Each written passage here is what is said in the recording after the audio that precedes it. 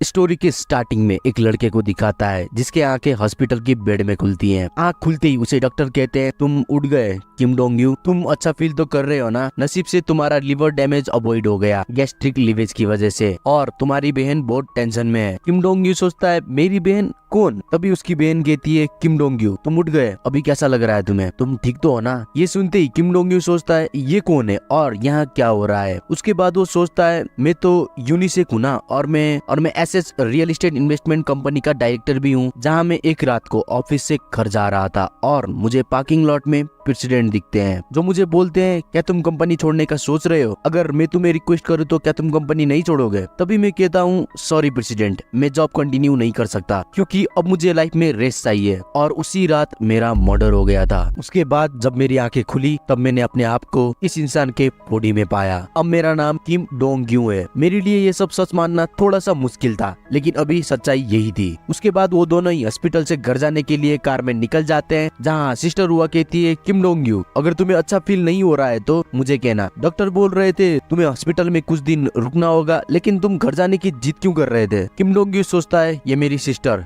किम Dong हुआ है, पता नहीं क्यों, लेकिन इस बॉडी के पास्ट मेमोरीज मेरे दिमाग में अपने आप आ रहा है। ये कैसा लड़का था जो अपने इतने प्यार करने वाली बहन को अकेले छोड़ के मरना चाहता था? छोड़ो इस बात को, मुझे ऐसा लग रहा है असली में उसने नहीं, मैंने ही कुछ गलत किया है। ये सोच के किम डोंग यू सिस्टर हुआ को सॉरी बोलता है और कहता है, मैं प्रॉमिस करता हूँ ऐसी हरकत में अब कभी नहीं करूंगा। सिस्टर हुआ ये बात सुन के इमोशनल हो जाती है और बोलती है, सच में क्या? प्लीज ऐसे आगे कभी मत करना। तभी किम डोंग यू फिर से सोचता है कि मैं असली में यूनसॉक और किम डोंग यू में किसका लाइफ जी रहा हूँ। फिर वो कार को वहीं रुकने के लिए कहता है और दोनों कार से उतर जाते हैं, फिर चल के घर जा रहे होते हैं। तभी दो लड़के उनके आगे आ जाते हैं और कहते हैं, किम डोंग यू डर्टी फिक, तो अभी तक जिंदा है? तेरे चेहरे को देख के ऐसा लग रहा है अभी तक मेडिसिन ने अच्छे से काम नहीं किया है। और हाँ, तेरे सीनियर को यहाँ देख के तो खुश नहीं है क्या? उसी टाइम उसके सिस्टर उसके आगे आ जाती है और बोलती है, तुम यहाँ क्या कर रहे हो? मेरे भाई को कुछ करने की कोशिश भी मत करना, अगर तुमने उसे कुछ किया तो मैं पुलिस को बुला लूंगी। वो दोनों हंसते हुए कहते हैं, पुलिस को बुला लोगी? चलो जल्दी से कॉल करके बुला लो, मुझे पता है उसके बाद क्या होगा। तुम्हें क्या लगता है पुलिस तुम्हें बचा लेगी? तभी किम डोंग यू सिस्टर हुआ को पीछे करता है और खुद आगे आ जाता है। फिर स्केरी फेस बना के बोलता है, जल्दी बोलो तुम लोगों का मेरे से काम क्या है? वो दोनों उसके स्केरी फेस को देख के थोड़ा सा डर जाते हैं और बोलते हैं, क्या इसका फेस पहले भी इतना ही डरावना था? छोड़ो इस बात को, मे भी इसका मेडिसिन का नशा अब तक नहीं उतरा है। जो भी हो छोड़ो ये सब, सीधा पॉइंट में आता हूँ, बोल के वो एक पेपर निकालता है और डोंग यू को देता है, जिसे देख के डोंग यू पूछता है, ये क्या है? वो बोलता है, कंसोलेशन मनी है जो डायरेक्टर ने तुम्हें दिया है। ये सुनते ही डोंग यू सोचता है, कंसोलेशन मनी? आई थिंक मुझे पता है ये लोग यहाँ क्यों आए हैं। इसमें से एक का नाम है चियोन सेक और ये बड़ा वाला का नाम है दायोंग। ये वही बंदे हैं जिन्होंने किम डोंग यू और उसके फैमिली को हैरेस्ट किया, तब तक जब तक कि वो परेशान नहीं हो जाते। तभी दायोंग बहुत ज्यादा गुस्से में बोलता है, यू स्टूपिड बास्टर्ड, मेरे हाथ दुखने लग गए, इसे पकड़ पकड़ के जल्दी कर और इसको ले ले। जिसके बाद डोंग यू उस पैसे को ले लेता है, जिसे देखने के बाद दायोंग बोलता है, अभी आके तू सिचुएशन को समझा, अभी तू समझदार लग रहा है। लेकिन डोंग यू का सिस्टर उसके वेस्ट को पकड़ लेती है और बोलती है, ग्यू ऐसा मत करो, अगर तुम ये पैसे को ले लोगे तो अच्छा नहीं होगा। डोंग यू उन दोनों को बोलता है, मैंने ये पैसा ले लिया, प्लीज अभी तुम दोनों यहाँ से चले जाओ। वो दोनों जाते जाते कहते हैं कि अच्छे से आराम से रहना, कुछ गलत मत करना, और हाँ फिर से खुद को मारने की कोशिश जरूर करना। ये सब होने के बाद डोंग यू और उसके सिस्टर घर पहुंच जाते हैं, जहाँ घर पहुंचती सिस्टर हुआ बहुत ज्यादा गुस्से में डोंग यू को कहती है, तुमने ये पैसा लिया ही क्यों? जरूरत क्या थी इस पैसे को लेने की? तुम पागल हो गए हो क्या? हमारे डैड की जान की कीमत इतना ही है, अगर हमने ये पैसा ले लिया तो उनकी आत्मा को शांति नहीं मिलेगी। डोंग यू उसके फादर के फोटो के पास जाता है और सोचता है, तो ये हैं इसके पिता, मुझे इनके बारे में पता है क्योंकि मैंने इनको आगे भी देखा है, क्योंकि मैंने इन्हें डोंग यू के मेमोरीज में देखा है। लेकिन ये भी क्यों मेरे ऑफिस में ही मरे? वो कमीने लोग, मैं ही नहीं बल्कि इस बंदे का फैमिली भी बहुत परेशानी में है। मुझे बहुत हैवी फील हो रहा है, मुझे बहुत भारी भारी सा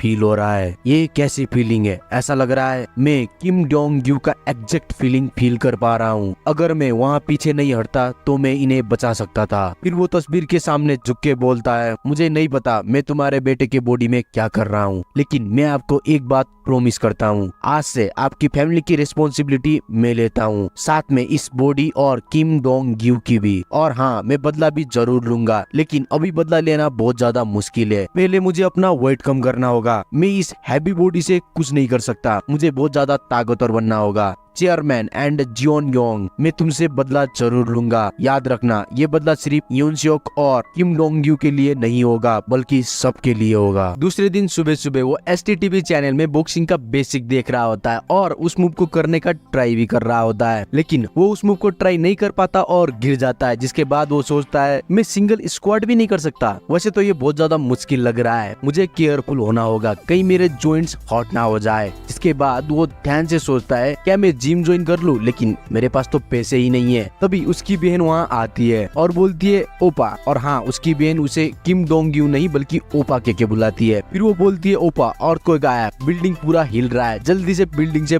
बाहर निकलते हैं चलो। किम डोंग यू बोलता है, यहाँ कोई अर्थक्वेक नहीं आया था, मैं बस एक्सरसाइज करने की कोशिश कर रहा था और मैं गिर गया। जिस बात को सुन के उसकी बहन शॉक हो जाती है और सोचती है, एक्सरसाइज? मैंने सही सुना क्या? ओपा एक्सरसाइज कर रहा था, पर ऐसा कैसे हो सकता है? ओपा उसे बोलता है, तुम मुझे ऐसे क्यों देख रही हो? वो कुछ नहीं बोलती और उसे देखती हुई सोचती है, लेकिन ओपा तो एक्सरसाइज करता ही नहीं था, वो अभी ऐसे एक्सरसाइज क्यों कर रहा है? वैसे भी ओपा हॉस्पिटल से आने के बाद थोड़ा सा बदल गया है, पर भी मुझे भरोसा नहीं हो रहा कि वो एक्सरसाइज कर रहा है। किम डोंग यू सर में हाथ रख के सोचने लग जाता है कि ये बॉडी ऐसा कैसे हो गया? आखिर ये बॉडी का ओनर ऐसा क्या करता था जो उसने ऐसा धब्बा बॉडी बनाया? उसकी बहन कहती है, ओपा तुमने जो पैसे उन गुंडों से लिया था, उन पैसों को इस्तेमाल करो एक्सरसाइज करने के लिए। जिस बात को सुन के किम डोंग यू बोलता है, तुम सच में मुझे उस पैसे का इस्तेमाल करने के लिए कह रहे हो? बहन बोलती है, तुम्हें पता था वो लोग वो पैसे क्यों दे रहे हैं, पर भी तुमने लिया तो मुझे गुस्सा तो आएगा ही ना। पर जब अब फादर तुम्हें ऐसे देखेंगे तो बहुत ज्यादा खुश होंगे, तुम बहुत ज्यादा कोशिश और मेहनत कर रहे हो, इसीलिए कुछ मत सोचो और जाके एक्सरसाइज करो ठीक से, बोल के वो वहाँ से चली जाती है। किम डोंग यू सोचता है, कभी कभी इसे क्या हो जाता है पता ही नहीं चलता। वैसे अभी मेरे पास पैसे तो हैं, लेकिन मुझे पैसे कमाने का दूसरा तरीका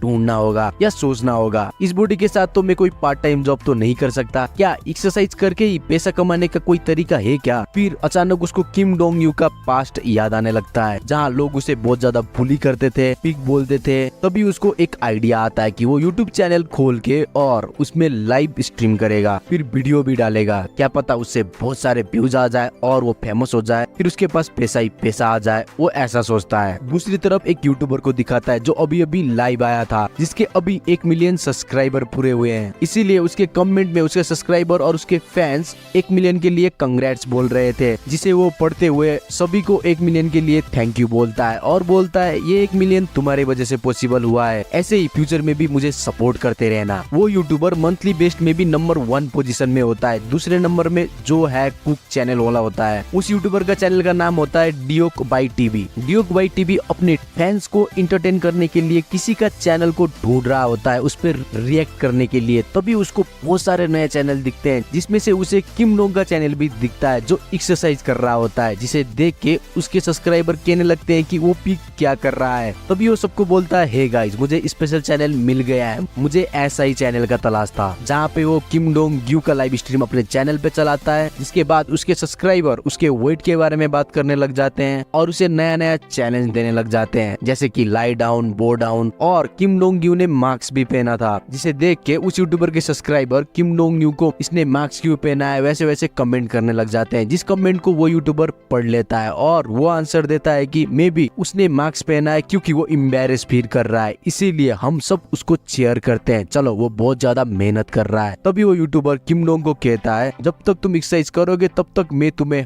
100 रिएक्शन गिफ्ट दूंगा। फिर कुछ देर बाद वो 100 को 1000 रिएक्शन गिफ्ट में बदल देता है और वो दे भी देता है, जिसे देख के किम डोंग यू कहता है, अभी मैं एक्सरसाइज करके पैसा कमा रहा हूँ, अब मैं जो व्यूअर्स कहेंगे वही करूंगा। ऐसी छोटी छोटी बात मेरे लिए बहुत ज्यादा है। फिर वो एक्सरसाइज करने लग जाता है, जिसे देख के पहले जो व्यूअर्स बुराई कर रहे थे अभी वही व्यूअर्स बोल रहे होते हैं कि ये सच में बहुत मेहनत कर रहा है, तुम इसको तभी देख सकते हो जब तुम स्टडी करके खत्म कर लो, तब तुम्हें ये लाइव स्ट्रीम अच्छे से मोटिवेट कर सकता है। फिर किम डोंग यू लाइव स्ट्रीम बंद करता है और जिम में एडमिशन लेने के लिए निकल जाता है। जिसके बाद वो जिम वाले बिल्डिंग में पहुंचता है और सीढ़ियां चढ़ने लग जाता है जिम के फ्लोर में जाने के लिए। पर उसका मोटा शरीर होने के बाद भी वो जल्दी जल्दी सीढ़ियां चढ़ता है और सीढ़ियां चढ़ते चढ़ते वो जिम के बाहर पहुंच जाता है और बोलता है वैसे मेरा स्टेमिना अभी थोड़ा सा बढ़ तो गया है। तभी वो जिम के पोस्टर में देखता है जिसमें अजीब पोज के साथ लिखा होता है पाक खून जिम, और वो अंदर जाता है जहाँ बहुत सारे लोग एक्सरसाइज कर रहे होते हैं और कुछ लोग बॉक्सिंग भी कर रहे होते हैं। जहाँ वो बॉक्सिंग मैच देखने लग जाता है। जो बॉक्सिंग मैच बहुत ही अच्छा हो रहा था। जो खत्म होते ही किम डोंग यू सोचता है मैं जितना सोचता था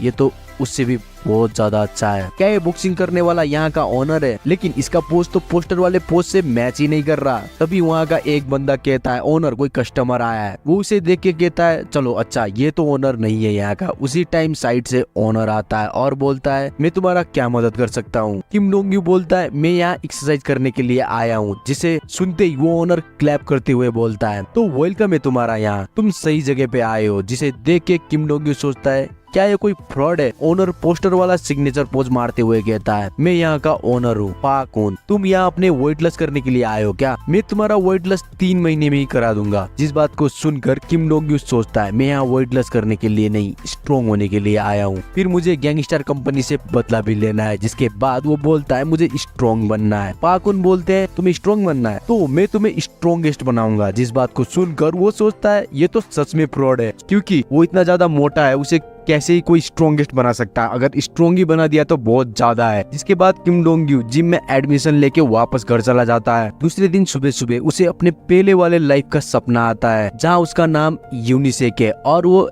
एसएस रियल एस्टेट का डायरेक्टर भी है। वहाँ उसे एक बूढ़ा आदमी बहुत ही ज्यादा गुस्से में अपने घर से जाने के लिए कह रहा होता है। फिर यूनसियोक ओल्ड मैन को बोलता है शांत हो जाइए, मैं यहाँ लड़ने के लिए नहीं आया हूँ बल्कि एक ऑफर लेके आया हूँ। जिसके बाद भी वो ओल्ड मैन उसे बोलते हैं मुझे फर्क नहीं पड़ता तुम्हारे पास क्या ऑफर है और तुम क्या ऑफर लेके आए हो। मैं ये जमीन नहीं बेचने वाला, या ऐसा कहूँ कि मैं ये जमीन तुम्हें नहीं देने वाला। तुम्हें पता भी है ये जमीन मेरे लिए कितना वैल्यूएबल है? यूनसियोक बोलता है हाँ मुझे पता है, ये एक ऐसा जमीन है जिसका प्राइस 3000 पर स्क्वायर फीट है और हम यहाँ बहुत ही जल्द बिजनेस कॉम्प्लेक्स खड़ा करना चाहते हैं। ओल्ड मैन कहते हैं तुम क्या कह रहे हो? ये जमीन मुझे मेरा पूर्वजों ने दिया था, इसीलिए ये जमीन मुझे बहुत प्यारा है और मेरे लिए बहुत वैल्यूएबल है, इसलिए नहीं कि ये जमीन बहुत ज्यादा महंगा है। यूनसियोक बोलता है अगर मैं आपके बेटे को ढूंढ दूं तो आपका एक बेटा है ना जो गैम्बलिंग एडिक्टेड होने की वजह से अभी तक घर वापस नहीं आया है। ओल्ड मैन कहते हैं ये बात तुम्हें कैसे पता है? यूनसियोक बोलता है सब गाँव वाले भी यही बात कर रहे थे और वो भी चिंता में है। मैं आपके बेटे को ढूंढ दूंगा और वापस लेके आऊंगा।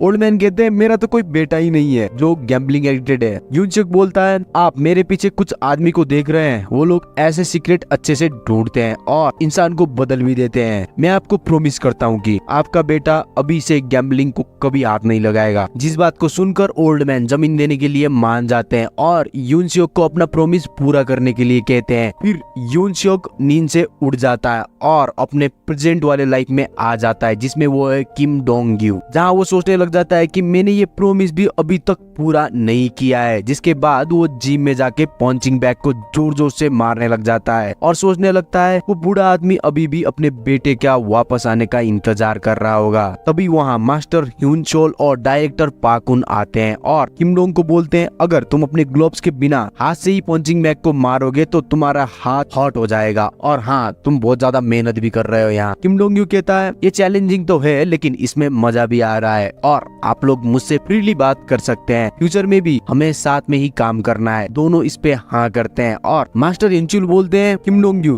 तुम्हें हाथ में दर्द तो नहीं हो रहा ना, और हाँ तुमने कभी पहले जिम या बॉक्सिंग किया है? किम डोंग यू कहता है नहीं मुझे दर्द नहीं हो रहा और हाँ मैंने अभी तक कभी भी जिम या बॉक्सिंग नहीं किया है। मास्टर इंचुल कहते हैं तुम जिम नहीं गए हो पर भी तुम बहुत ज्यादा बेहतर कर रहे हो। दूसरी तरफ पाक खून कहता है देखो किम बॉक्सिंग करना बहुत ज्यादा मुश्किल है, अगर तुम नहीं कर सकते तो रेस्ट ले लेना पर फोर्स मत करना, तुम्हारा जॉइंट हर्ट हो सकता है। जिस बात को सुनकर ह्यूनचुल उस पे ही हाँ मिला के कहता है कभी कभी लोग बेकार में इंजर्ड हो जाते हैं तो केयरफुल रहना। फिर ह्यूनचुल किम डोंग यू को थोड़ा सा साइड में ले जाके कहता है तुम्हारा डिटर्मिनेशन मुझे अच्छा लगा। आज से मैं तुम्हारा बिग ब्रदर हूँ और तुम्हें स्ट्रॉन्ग बनाने का काम मेरा है। तभी पाकुन किम डोंग यू जिस पंचिंग बैग पे पंच कर रहा था उसके नजदीक जाता है और देखता है, जिसे देख के वो यूनचुल को अपने पास बुलाता है और बोलता है, तुम ये देख रहे हो, इस बंदे ने अपने ऐसे बॉडी से विदाउट ग्लव्स पंचिंग बैग को भी इतना बुरी तरह से मारा है। जिसके बाद पाकुन सोचता है, लगता है कोई एक्स्ट्रा ऑर्डिनरी वाला दोस्त अब हमारे जिम में आ गया है। जहाँ यूनचुल किम डोंग यू को बॉक्सिंग का बेसिक सिखाने लग जाता है। पहले वो कहता है, किम डोंग, कभी कभार दिल जो चाहता है उसे दिमाग फॉलो नहीं कर सकता। अगर तुम ये नहीं कर पाए तो निराश मत होना, पहले अपना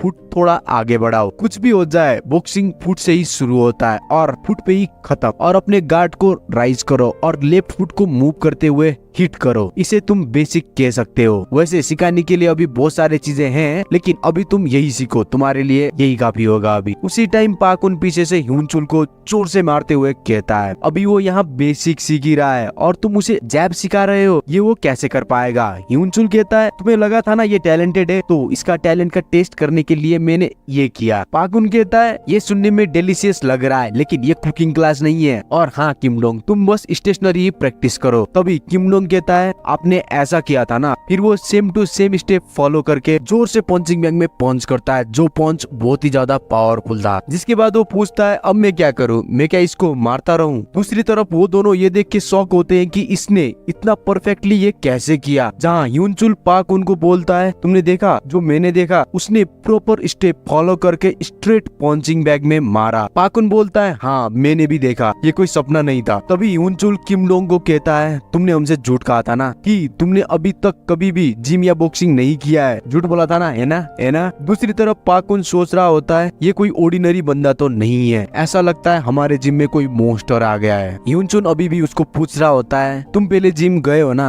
है ना। लेकिन किंग डोंग अपने आगे टीवी में न्यूज देख रहा होता है, जहाँ न्यूज में कह रहा होता है कि इंडस्ट्रियल कॉम्प्लेक्स का कंस्ट्रक्शन शुरू हो चुका है गवर्नमेंट के आदेश से। जिस न्यूज को देख के वो गुस्से में सोचता है, एटलीस्ट मुझे और थोड़ा टाइम मिलना चाहिए था अपना प्रॉमिस पूरा करने के लिए, लेकिन मैं रिजल्ट से सेटिस्फाई नहीं हूँ, मुझे और ज्यादा स्ट्रॉन्ग होना होगा। ऐसे ही मैं वहाँ वापस जाके अपना प्रॉमिस पूरा कर सकता हूँ। इसके बाद टाइम स्किप आता है और आफ्टर 1 and 2 month वो प्रॉपर ट्रेनिंग करके ऐसा हो जाता है। अरे भरोसा ही नहीं हो रहा था भाई, ये ऐसा हो गया। पहले इतना ज्यादा मोटा था और अभी इतना ज्यादा पतला और हैंडसम और कूल हो गया है। और वो अभी भी जिम में बॉक्सिंग कर ही रहा होता है, तभी वहाँ पाकुन आ जाता है, जो बोलता है, जिम क्लोज करने का समय हो गया है, जल्दी से रेडी हो जाओ और घर जाओ। किम डोंग बोलता है, इतना जल्दी जिम बंद करने का समय हो गया। पाकुन बोलता है, क्या मतलब कि इतना जल्दी, 10 बजने लग गए हैं, दूसरे सभी बच्चे चले गए हैं, बस अब तुम ही बचे हो। डोंग्यू बोलता है, मुझे तो टाइम का पता ही नहीं चला, मैं जाके थोड़ा सा नहा लेता हूँ और फ्रेश हो लेता हूँ, फिर मैं यहाँ से निकल लूंगा। पाकुन उसे देखते हुए सोचता है, इस लड़के ने बहुत ज्यादा इम्प्रूव कर लिया है, बहुत ज्यादा मेहनत करके। अभी ये जिस लेवल में है, इसमें मैं उसको टूर्नामेंट में एंट्री करने दे सकता हूँ। लेकिन एक सेकंड, कंपटीशन, मुझे याद आया बोल के वो वहाँ से कुछ लाने के लिए निकल जाता है। दूसरी तरफ डोंग्यू फ्रेश होके आता है और अपना मोबाइल देखता है, जहाँ 10 बज चुके थे। जिसके बाद वो सोचता है, मुझे घर जाते ही यूट्यूब पे लाइव जाना होगा, मेरे फैंस मेरा इंतजार कर रहे होंगे। तभी वहाँ पाकुन डोंग्यू का आगे आ जाता है और एक पोस्टर को दिखाते हुए किम डोंग्यू को बुलाता है, जो poster 16th national amateur martial arts competition का होता है। फिर वो पूछता है, इस मार्शल आर्ट कंपटीशन के बारे में तुम्हारा क्या विचार है। डोंग्यू बोलता है, अचानक आपको ये सब क्या सूझ रहा है, वैसे भी क्या मैं इसमें पार्टिसिपेट कर सकता हूँ। पाकुन बोलता है, एमेच्योर मार्शल आर्ट कंपटीशन जल्दी ही शुरू होने वाला है, मैं उनसे पूछूंगा कि तुम पार्टिसिपेट कर सकते हो या नहीं। वैसे भी अगर ट्रेनिंग एक्सपीरियंस और पैशन हो तो जो कोई भी हिस्सा ले सकता है, तो तुम भी ले सकते हो। तुम्हें क्या लगता है, ये देख के तुम्हारा खून नहीं खोल रहा क्या, अंदर से खून खुल रहा होगा तुम्हारा, है ना। डोंग्यू बोलता है, नहीं। फिर वो सोचता है, मैंने अभी तो अपना वेट लॉस किया है और मुझे अभी ऐसे लोगों से लड़ना होगा जो लंबे समय से इस कंपटीशन के लिए ट्रेनिंग कर रहे हैं। मुझे इतने ऑडियंस के सामने उन लोगों के हाथ से मार खा के थोड़ी ना एम्बैरेस फील होना है, इससे अच्छा मैं कोई और ही प्रोडक्टिव काम कर लूं। पाकुन हंस के थम्स अप दिखाते हुए बोलता है, तुम इतना ज्यादा सीरियस क्यों हो रहे हो, मैं हूं ना तुम्हारे साथ, मैं तुम्हें चैंपियन बनाऊंगा। डोंग्यू सीरियस होके बोलता है, डायरेक्टर आप जब भी ऐसा बोलते हो तो आप स्कैमर जैसा लगते हो। पाकुन बोलता है,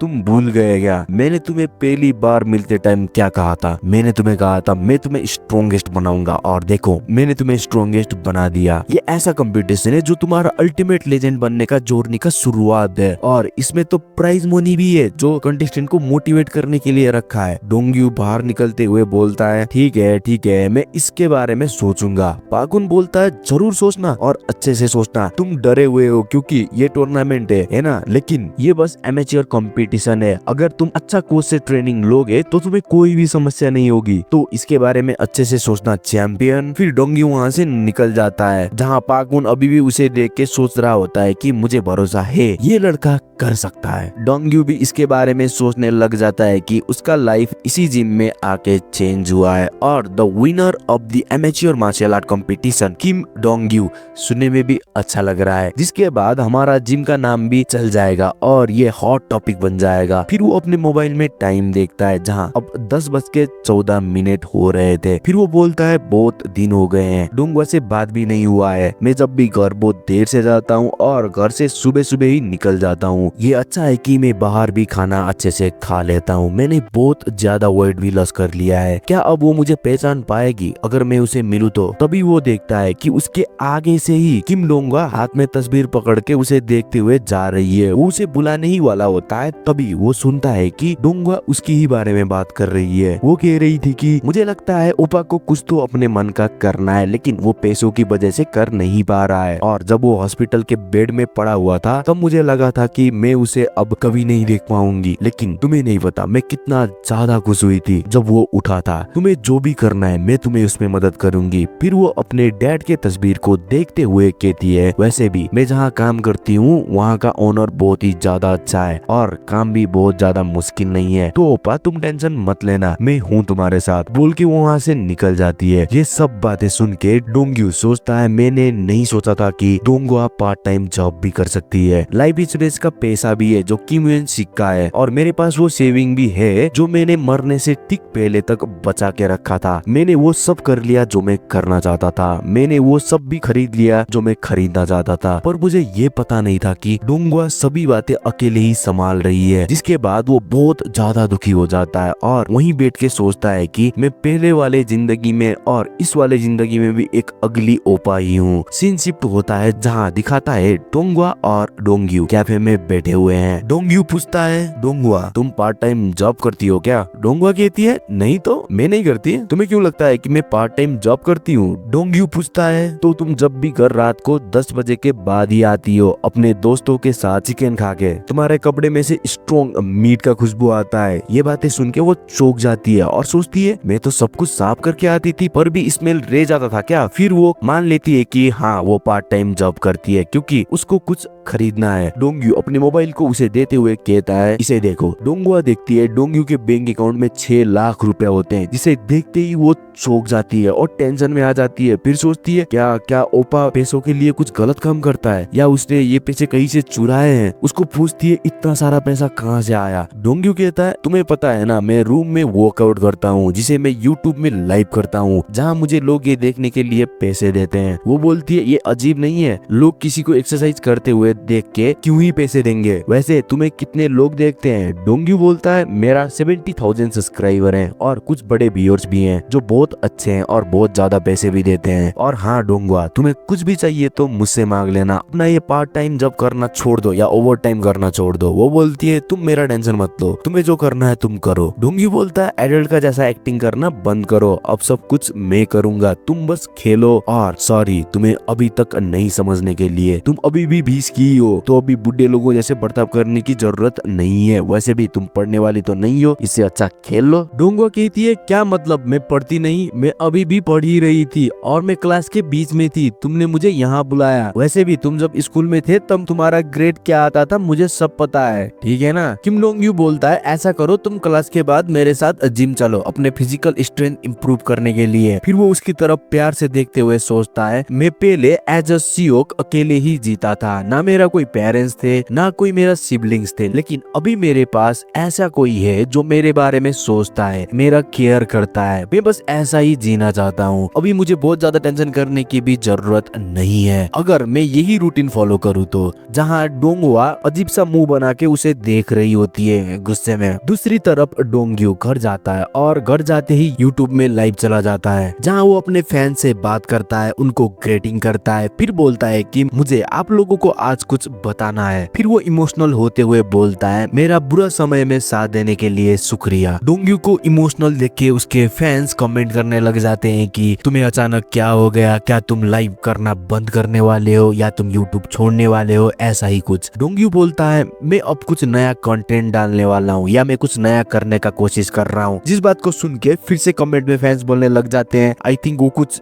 ज्यादा ही बड़ा करने वाला या कुछ यूनिक करने वाला है। डोंग्यू बोलता है मैं एमेच्योर फाइटिंग कंपटीशन में पार्टिसिपेट करने वाला हूँ। जिस बात को सुन के उसके फैंस बहुत ज्यादा खुश हो जाते हैं, कुछ दुखी हो जाते हैं और कमेंट करने लग जाते हैं कि कंपटीशन में जाना तो ठीक है भाई, लेकिन मरना मत और बहुत ज्यादा मार भी मत खाना। फिर वो सबको बाय बोल के स्ट्रीम वही बंद कर देता है। दूसरे दिन वो सुबह सुबह जिम चला जाता है जहाँ वो और ह्यूनचुल बॉक्सिंग प्रैक्टिस कर रहे हैं और ह्यूनचुल उस पर लगातार अटैक कर रहा है, लेकिन डोंग्यू बस डिफेंड ही कर रहा है, वो बैक अटैक नहीं कर रहा। जिसे देख के ह्यूनचुल बोलता है तुम बस डिफेंड क्यों कर रहे हो, फाइट बैक करो, टक्कर का फाइट हो तो मजा आए। माना कभी कभी दर्द भी सहना अच्छा होता है, लेकिन इसका मतलब ये नहीं कि पिटते ही रहो। डोंग्यू सोचता है दर्द ये तो इस बॉडी का रियल ओनर डोंग्यू को बहुत मिला है जब वो मिलिट्री में था। सरप्राइजिंगली किम डोंग्यू मिलिट्री में सब किया करता था। वो बात अलग है कि बाद में उसे तुम मिलिट्री के लिए फिट नहीं हो बोल के निकाल दिया। किम डोंग्यू मिलिट्री में गया था क्योंकि वो खुद को बदलना चाहता था, लेकिन वहां जाने के बाद ऐसा कुछ भी नहीं हुआ, सब उल्टा ही हुआ। वो मोटा और धब्बा होने की वजह से उसका सीनियर उसे बुली करते थे, उसे बोलते थे तुम यहाँ इंसान बनने आए हो ना, तो जब तक तुम इंसान नहीं बन जाते तब तक हम तुम्हारा ध्यान रखेंगे। फिर उसको पीटते थे। ये सिचुएशन तब भी नहीं बदला जब वो खुद सीनियर बन गया। तब उसके जूनियर भी उससे बात नहीं करते थे और बात भी करते थे तो बोलते थे कि ऐसा मोटा सा धब्बा सा इंसान हमारा सीनियर कैसे हो सकता है। ये सोचते सोचते वो वहाँ खो जाता है। तभी ह्यूनचुल को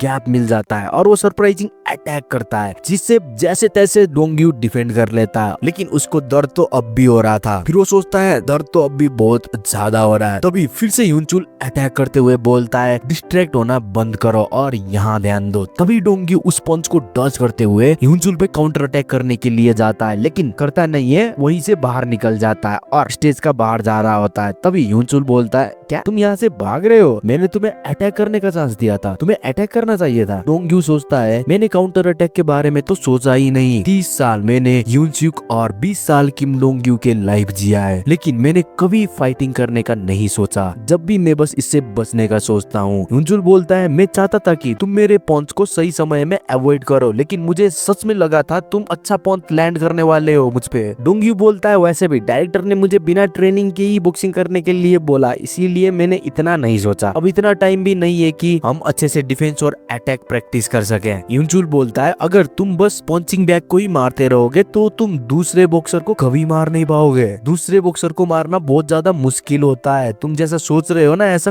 कुछ भी नहीं होता। इसीलिए थोड़ा सा यहाँ ध्यान दो और अटैकिंग करते टाइम मेरे मूवमेंट को देखो और इसमें से अटैक और डिफेंस करना सीखो। चलो फिर से शुरू करते हैं, पहले तुम अटैक करो। डोंग्यू अपना पंच से अटैक करते हुए सोचता है अटैक तो ठीक है, लेकिन मुझे ये नहीं भूलना है कि मैं यहाँ अपना स्किल साफ करने आया हूँ। ह्यूनचुल बोलता है अब कितना ढीला पंच मार रहे हो, थोड़ा सा दम लगाओ, खाना नहीं खाया है क्या सुबह, और जल्दी जल्दी मारो। दूसरी तरफ पाक्यून खड़ा होके उन दोनों को देख रहा था। तभी उसके पास कोई दो लोग आ जाते हैं जिसमें एक लड़का बोलता है किम डोंग्यू के बारे में क्या सोचते हो। पाकुन बोलता है तो तुम दोनों हो सॉन डोंग्यू और पाक जाइमिन। सॉन डोंग्यू बोलता है हम तो यहाँ उससे ही देखने आए हैं। पाकुन बोलता है अभी तो कंपटीशन आया भी नहीं है और तुम लोगों को उसको देखना है। पाक जाइमिन बोलता है मैं यहाँ बस एक नए दोस्त को देखने आया हूँ जो सेम कंपटीशन में पार्टिसिपेट कर रहा है और मुझे ये भी देखना है ऐसा कौन है जिसको डायरेक्टर ने पर्सनली चूज किया है। तभी सॉन डोंग्यू बोलता है डोंग्यू के लिए अच्छा होगा अगर वो मेरे साथ ट्रेनिंग करे तो। पाक्यून बोलता है ये सब तुम उसके बारे में और ज्यादा जानने के लिए कर रहे हो ना। सॉन डोंग्यू बोलता है ये भी है, लेकिन दूसरा रीजन ये है कि मैं इस जिम का रिप्रेजेंटेटिव हूँ तो थोड़ा सा तो मेरा भी रेस्पॉन्सिबिलिटी बनता है, मैं भी देखूं कि हमारे जिम से कैसा बॉक्सर लड़ने जा रहा है। पाक जाइमिन बोलता है वैसे भी डोंग्यू ने तो कहा था कि वो पार्टिसिपेट नहीं करना चाहता, उसने अचानक अपना मन क्यों बदल लिया। पाक्यून बोलता है उसने अभी हाँ कहा क्योंकि वो ऐसा ब्रदर बनना चाहता है जो अपनी सिस्टर को प्रोटेक्ट कर सके। दूसरी तरफ वो दोनों अब भी जम के प्रैक्टिस कर रहे हैं जहाँ ह्यूनचुल बोलता है तुम थक गए हो क्या डोंग्यू। डोंग्यू बोलता है नहीं मैं तो ठीक हूँ, लगता है आप थक गए हो। तभी ह्यूनचुल लोअर कट मार के तभी ह्यूनचुल नीचे से अटैक कर देता है। डोंग्यू सोचता है ये तो ऐसा अटैक है जिसे काउंटर करने का टाइम ही नहीं है। तभी ह्यूनचुल दूसरा पंच से मारता है, लेकिन डोंग्यू झुकता है और काउंटर अटैक करते हुए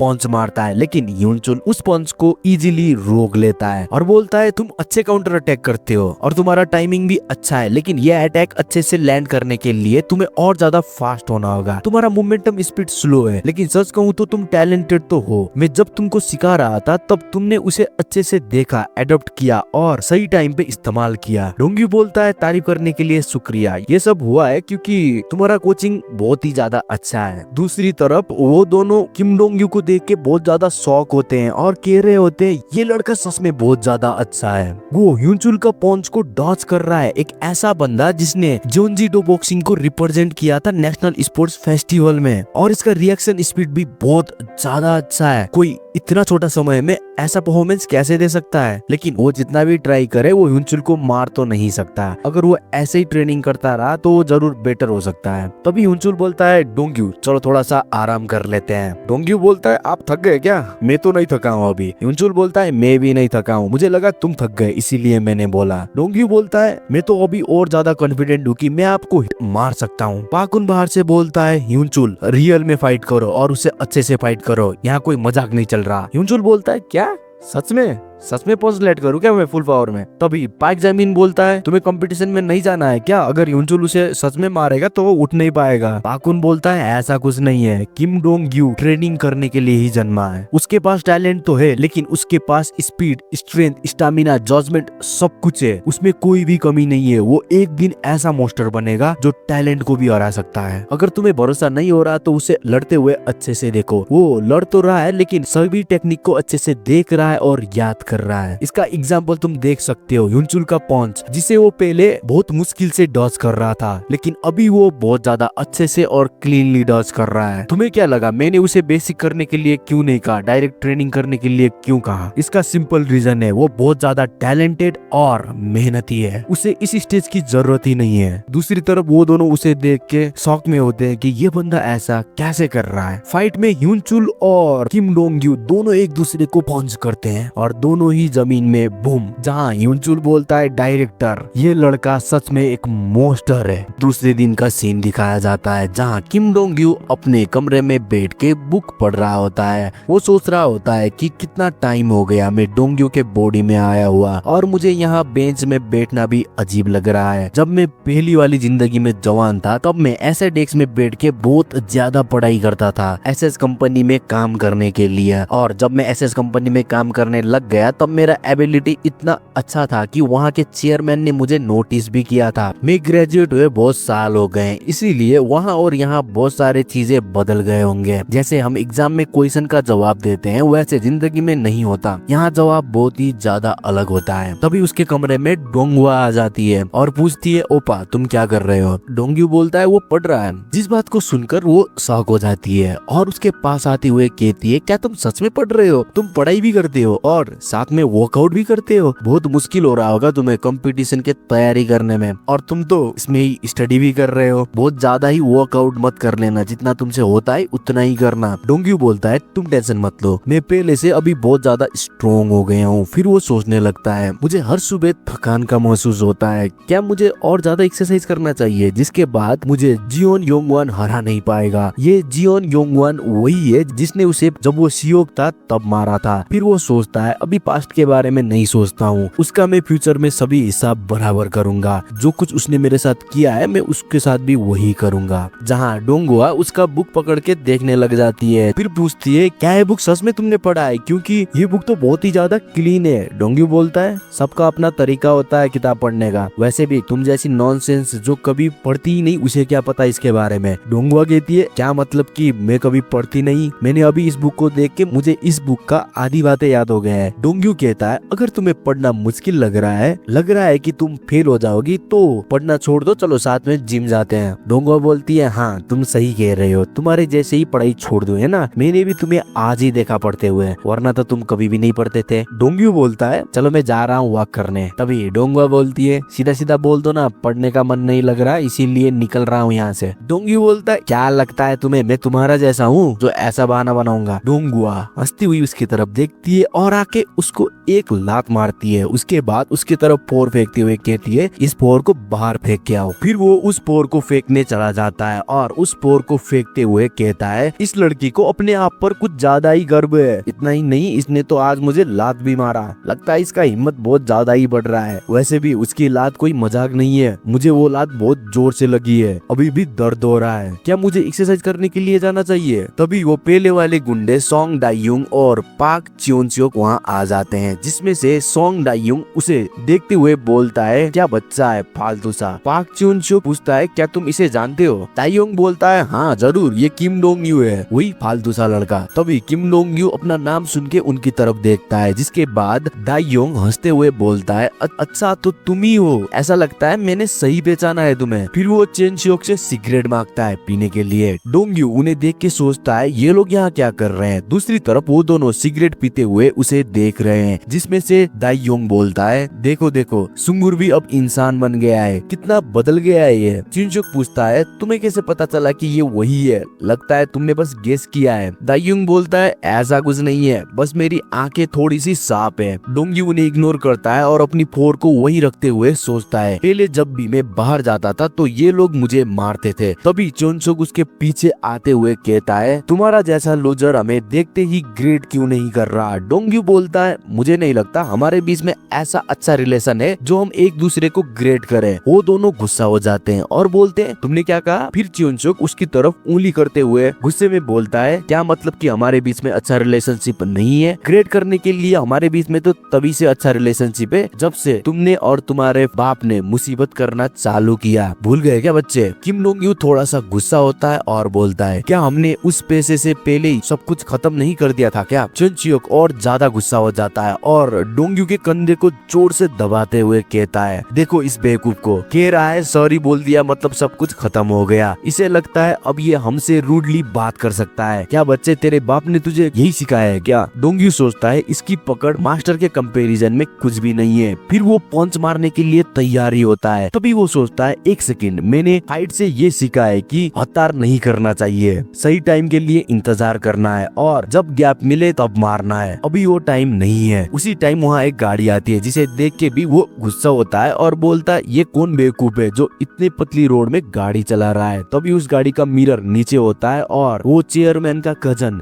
जो ग्यून्यूक होता है जो उनको गुस्से में बोलता है बेवकूफ लोग, तुम लोग मेरे कॉल का आंसर क्यों नहीं दे रहे? वो दोनों ही बहुत ज्यादा डर जाते हैं और झुकते हुए बोलते हैं मुझे माफ करना डायरेक्टर, हमारा फोन म्यूट में था। डायरेक्टर ग्यून्यूक बोलता है ये सब भूल जाओ, आज मैं खुश हूँ इसीलिए मैं तुम्हें माफ करता हूँ। मैं तुम्हें लोकेशन भेज रहा हूँ इंचियोन का, जल्दी से वहाँ जाओ और वहाँ ग्रे नाम का एक हैकर होगा उसे पकड़ के यहाँ लेके आओ जैसे भी। वो बात सुन के दोनों बोलते हैं ठीक है सर हम अभी जा रहे हैं। फिर डायरेक्टर ग्यून्यूक वहाँ से चला जाता है जहाँ डोंग यू अभी भी वही होता है और उनका बातें सुन रहा होता है। उसे ग्रे नाम सुन के ऐसा लगता है कि वो इसे पहचानता है या इसे कहीं तो वो मिला है। वहाँ से जाते जाते च्योनसियोक डोंग यू को गुस्से में बोलता है मैं तुम्हें मिलने फिर से आऊंगा तो ध्यान रखना, उस टाइम तुम अच्छे से मुझे ग्रेड करना। आज तुम्हारा लक अच्छा था, बच गए। कुतिया का बेटा साला, ये मैंने नहीं कहा उसी ने कहा था। चलो मिलते हैं फिर बोल के वो दोनों वहाँ से निकल जाते हैं। डोंग यू भी वापस अपार्टमेंट में चला जाता है और अंदर जाते ही डोंगवा वहीं खड़ी होती है जो बोलती है ओपा तुम्हें इतना टाइम क्यों लगा? फोर फेंकने गए थे या फोर को रीयूज करने गए थे? इतना टाइम तक तुम कहाँ थे? तुमने तो कहा था तुम वॉक करने के लिए जा रहे हो क्योंकि तुम्हें स्टडी नहीं करना है, तो तुम्हें थोड़ा सा भी पसीना क्यों नहीं आया है? डोंग यू बोलता है तुम अभी तक बकवास बातें ही कर रही हो, आज मौसम ठंडा सा है इसीलिए मैं थोड़ा सा एक्स्ट्रा कपड़े लेने के लिए वापस आ गया, तुम घर पर ही रहना, बाहर मत जाना बोल के फिर वो कमरे में जाने के लिए चला जाता है जहाँ डोंगवा पीछे से चिल्ला के बोलती है अब तुम मौसम का बहाना बना रहे हो, वैसे भी ये बहाना अच्छा है। डोंग यू कमरे में जाते ही पहले दरवाजा बंद कर देता है, फिर किसी को कॉल लगाता है। कॉल रिसीव होते ही बोलता है हेलो, क्या ग्रे बोल रहा है? जिसको कॉल लगाया था वो नहीं मैं ग्रे नहीं हूँ बोल देता है। फिर डोंग यू बोलता है इचोई गिडोंग। अब वो जवाब देता है कि तुम कौन हो और तुम्हें मेरा नाम कैसे पता है? डोंग यू बोलता है पहले दोनों मिलते हैं फिर मैं बताऊंगा मैं कौन हूँ और मुझे तुम्हारा नाम कैसे पता है। और हाँ जो ग्यून्यूक को पता चल गया है कि तुम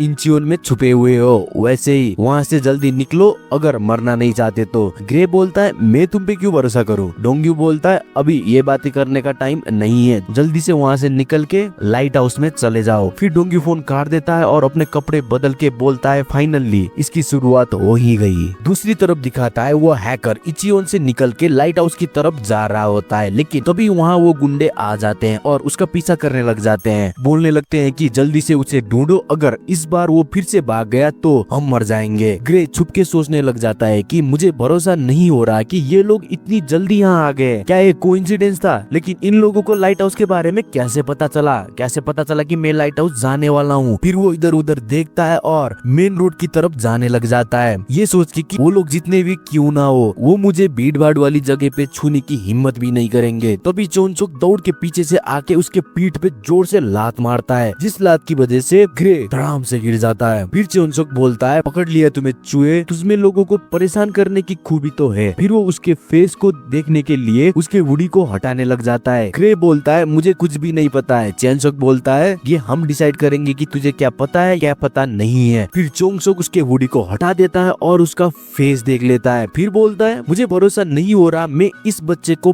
पकड़ नहीं पा रहा था, वैसे भी ये बहुत ज्यादा भागने वाला चूहा है। पीछे से ग्यूनुक बोलता है ज्यादा बातें करना बंद करो, अगर ये फिर से भाग गया या कुछ भी हो गया तो मुश्किल हो जाएगा, इससे जल्दी पकड़ो और घसीट के ले जाओ। फिर वो लोग चाकू निकाल लेते हैं और हाथ से सभी उसे मारने लग जाते हैं और उस बात के बारे में पूछने लग जाते हैं जहाँ वो अभी भी यही कह रहा था कि मुझे कुछ नहीं पता, और वो मदद के लिए भी चिल्लाने लग जाता है, जिसकी वजह से 3-4 लोग वहाँ आ जाते हैं जो उनसे कहते हैं कि ऐसा मत करो, ये करना गलत है, अगर तुम ऐसा ही करोगे तो हम पुलिस को बुला लेंगे। लेकिन चोंगसंग उन्हें चाकू दिखा के बोलता है क्या तुम्हें भी इसकी तरह मार खाना है? फिर वो लोग डर से वहाँ से चले जाते हैं। फिर वो लोग ग्रे को अच्छे से पकड़ लेते हैं जहाँ वो अभी भी जोर जोर से चिल्ला रहा होता है कोई तो मदद करो। तभी चोंगसंग कहता है चिल्लाना बंद करो, यहाँ कोई नहीं है जो तुम्हारा मदद करेगा, वैसे भी तुम तो हमारा कॉल भी इग्नोर कर रहे थे, इसीलिए मैं तुम्हें इसका छोटा सा गिफ्ट देने वाला हूँ, हिलना बंद करो और आराम से रहो, मैं अच्छे से तुम्हारा पैर काट दूंगा। जहाँ वो पैर काटने ही वाला होता है तभी डोंग्यू गेटअप चेंज करके पूरा अपने मुंह को कवर करके वहाँ आ जाता है और चिंगशो के मुंह पे जोर से लात मारता है, जिससे वो दूर जाके गिरता है। जो ग्यूनुक उसे पूछता है तुम कौन हो बे, और ग्रे की तरफ देखते हुए बोलता है ग्रे मैं सोच रहा हूँ कि ये कमीना यहाँ क्यों है। फिर वो डोंग्यू की तरफ देखता है और बोलता है तुम क्यों चुप हो, जल्दी बताओ तुम कौन हो। किम डोंग्यू कुछ भी नहीं बोलता, बस उंगली से इशारा करता है कि आ जाओ लड़ने के लिए। वो दोनों उससे देख के बहुत ज्यादा गुस्सा होते हैं और बोलते हैं लगता है इसे मरने का मन है। चिंजुक उड़ जाता है और बोलता है इसे तो मैं ही मारूंगा, इसने मुझे पीछे से मारा है, अब तू मरने वाला है। डोंग्यू सोचता है मैंने इसे इतना जोर से मारा था पर भी ये बहुत जल्दी ही उठ गया, लगता है ये बहुत ज्यादा अकड़ू है, इसको और ज्यादा मार खाना है, ऐसा लगता है मुझे और ज्यादा शक्ति का इस्तेमाल करने की जरूरत है। तभी चोंगसुक बहुत ज्यादा तेजी से मुक्का मारता है जिसे डोंग्यू डॉज करके उसके पेट में जोर से पंच करता है और दूसरे हाथ से सीधा उसके मुंह में मारता है, जिसके बाद चोंगसुक दूर जाके गिरता है और वहीं ढेर हो जाता है। वहाँ के और गुंडे लोग उसे मारने आए, उससे आगे ही डोंग्यू उनके पास जाके 2 गुंडे को इंस्टेंटली डाउन कर देता है। तभी उसके आगे 2 और गुंडे बचे हुए होते हैं जो बहुत ज्यादा डर रहे हैं और बोलने लगते हैं कि ये तो बहुत ज्यादा तेज है, पहले तुम जाओ उसे मारने। दूसरा बोलता है नहीं नहीं पहले तुम ही जाओ। तभी मौका देख के पीछे से दायोंग डोंग्यू को पंच मारता है, जिस पंच को भी डोंग्यू डॉज कर लेता है और डोंग्यू उसके मुंह पे जोर से लोअर कट से पंच मारता है। उस एक पंच से ही दायोंग के नाक से बहुत ज्यादा खून आने लग जाता है और वो वही नॉकआउट हो जाता है। वो दोनों गुंडे अब भी वही थे और देख रहे थे, जहाँ उनमें से एक बोलता है सब सीनियर तो नॉकआउट हो चुके हैं, ऐसा करो तुम जाके उसे पकड़ो। दूसरा कहता है उसे पकड़ने से अच्छा ग्रे को पकड़ो और यहाँ से जल्दी से भागो। पहले वाला बोलता है हाँ ये अच्छा आइडिया है, लेकिन उसने हमें देख लिया है, मैं जाके उसका ध्यान खींचता हूँ, तुम जाके ग्रे को पकड़ लेना और यहाँ से जल्दी भाग जाना। तभी ग्रे पीछे से आता है और दूसरे वाले गुंडे का प्राइवेट पार्ट में जोर से लात मारता है और उसके ऊपर बैठ के उसको मारने लग जाता है। बोलता है तुम्हें क्या लगता है तुम मुझे ऐसे ही ले जा सकते हो? पहले वाला गुंडा उन्हें ही देख रहा होता है और सोच रहा होता है लगता है ये ग्रे पागल हो गया है। तभी डोंग्यू तेजी से उसके तरफ आता है और उसे पंच करता है, जिसके बाद वो भी वही ढेर हो जाता है। सभी गुंडे अब गहरी नींद में जा चुके थे, जहाँ ग्रे अभी भी उसको मार रहा है। तभी मेन रोड में पुलिस का वैन आ जाता है, जिसे देख के डोंग्यू ग्रे के बैक पकड़ते हुए कहता है ग्रे उसे छोड़ दो, यहाँ से जल्दी लाइट हाउस की तरफ निकलो, पुलिस आ गई है यहाँ, अगर पुलिस ने हमें देख लिया तो अच्छा नहीं होगा। दूसरी तरफ दिखाता है वो दोनों लाइट हाउस में पहुंच गए हैं और वहाँ बैठ के आराम से चाय पी रहे हैं। चाय पीते पीते ग्रे पूछता है तुम्हें इस जगह के बारे में कैसे पता है? डोंगयू बोलता है लाइट हाउस, इस जगह को छोड़ के यहाँ और कहीं भी लाइट नहीं है। इस जगह को लाइट हाउस नेम भी तुमने ही दिया था। ग्रे बोलता है मैं तुम्हें यही पूछ रहा हूँ, ये सब तुम्हें कैसे पता है? डोंगयू बोलता है अभी रुको, और भी है। क्या तुम अभी भी हात्सुने माइकू का फोटो अपने वॉलेट में रखते हो? तुमने तो उसका टैटू बनवाने की कोशिश भी की थी लेकिन असफल रहे, और अब ये टैटू पिकल्ड बोन जैसा दिखता है ना?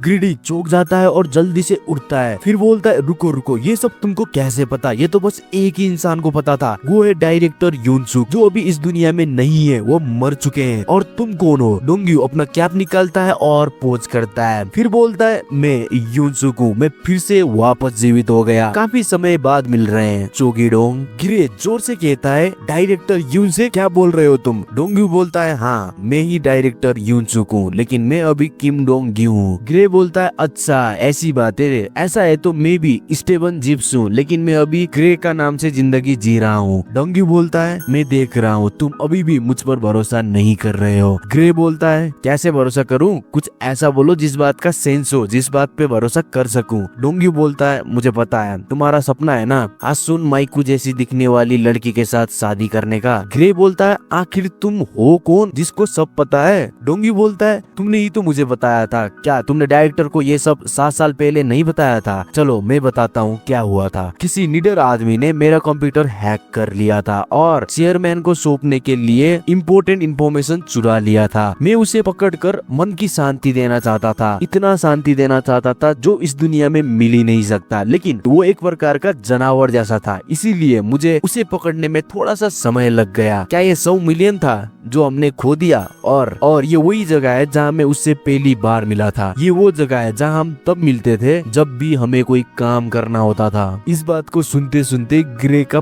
पसीना छूट जाता है और वो बहुत ज्यादा डर जाता है। ये बात खत्म होते ही वो भागने का कोशिश करता है, लेकिन डोंगयू पेड़ से उसे गिरा देता है और उसके हुडी को पकड़ के उठा लेता है, जहाँ ग्रे डर डर से कह रहा होता है मैं पकड़ा गया, क्या मैं मरने वाला हूँ? डोंगयू कहता है तुम कोई भी काम अच्छे से क्यों नहीं करते, जब भी भागते रहते हो और प्रॉब्लम में फंस जाते हो। ये बहुत निराशाजनक है, क्या तुम्हें ऐसा नहीं लगता? वैसे भी मुझे तुम्हारा असली नाम पता है, तुम्हारा सीक्रेट पता है, फर्स्ट मीटिंग का जगह पता है। अगर तुम जानना चाहते हो तो मैं तुम्हें वो सभी छोटी छोटी बातें भी बता सकता हूँ जो हमारे बीच में हुआ है। क्या तुम्हें अभी भी मुझ पे भरोसा नहीं हुआ? ग्रे बहुत ज्यादा दुखी होते हुए बोलता है मरा हुआ इंसान फिर से जिंदा कैसे हो सकता है? मुझे लगा कि मैं अंततः जो यूनसुक से बच के निकल गया, लेकिन मैं तो फिर से इस पागल यूनसुक द्वारा पकड़ा गया। डोंगयू उसे सोफा में फेंक देता है, जिसके बाद ग्रे डर के बोलता है मैं तो मजाक कर रहा था, ऐसा कुछ नहीं है सर। डोंगयू बोलता है सच में मैं जो बोल रहा हूँ उस बात का कोई सेंस नहीं लग रहा होगा, लेकिन तुम खुद ही सोचो किसी को तुम्हारे बारे में इतना कैसे पता हो सकता है? भले ही तुम ये मान लो कि तुम अपने बारे में किसी को बताते नहीं थे या अपने बारे में बहुत ज्यादा बात भी नहीं करते थे, पर भी मुझे तुम्हारे बारे में सब कुछ पता है। ग्रे बोलता है बात तो सही है, मेरे बारे में इतना ज्यादा जानकारी जानना वाकई अजीब तो है। डोंगयू बोलता है तुम बस मुझे यूनसुक द्वारा छोड़ा गया एक स्पेयर कार्ड ही समझ लो और मैं चाहता हूँ कि तुम मेरी मदद करो। ग्रे बोलता है मैं क्यों करूँ मदद? डोंगयू बोलता है क्योंकि मैं ही एकमात्र व्यक्ति हूँ जो यूनसुक को पूरी तरह से मिटा सकता हूँ, लेकिन तुम मुझे ये बताओ जो यूनसुक ने तुम्हें कैसे जाना और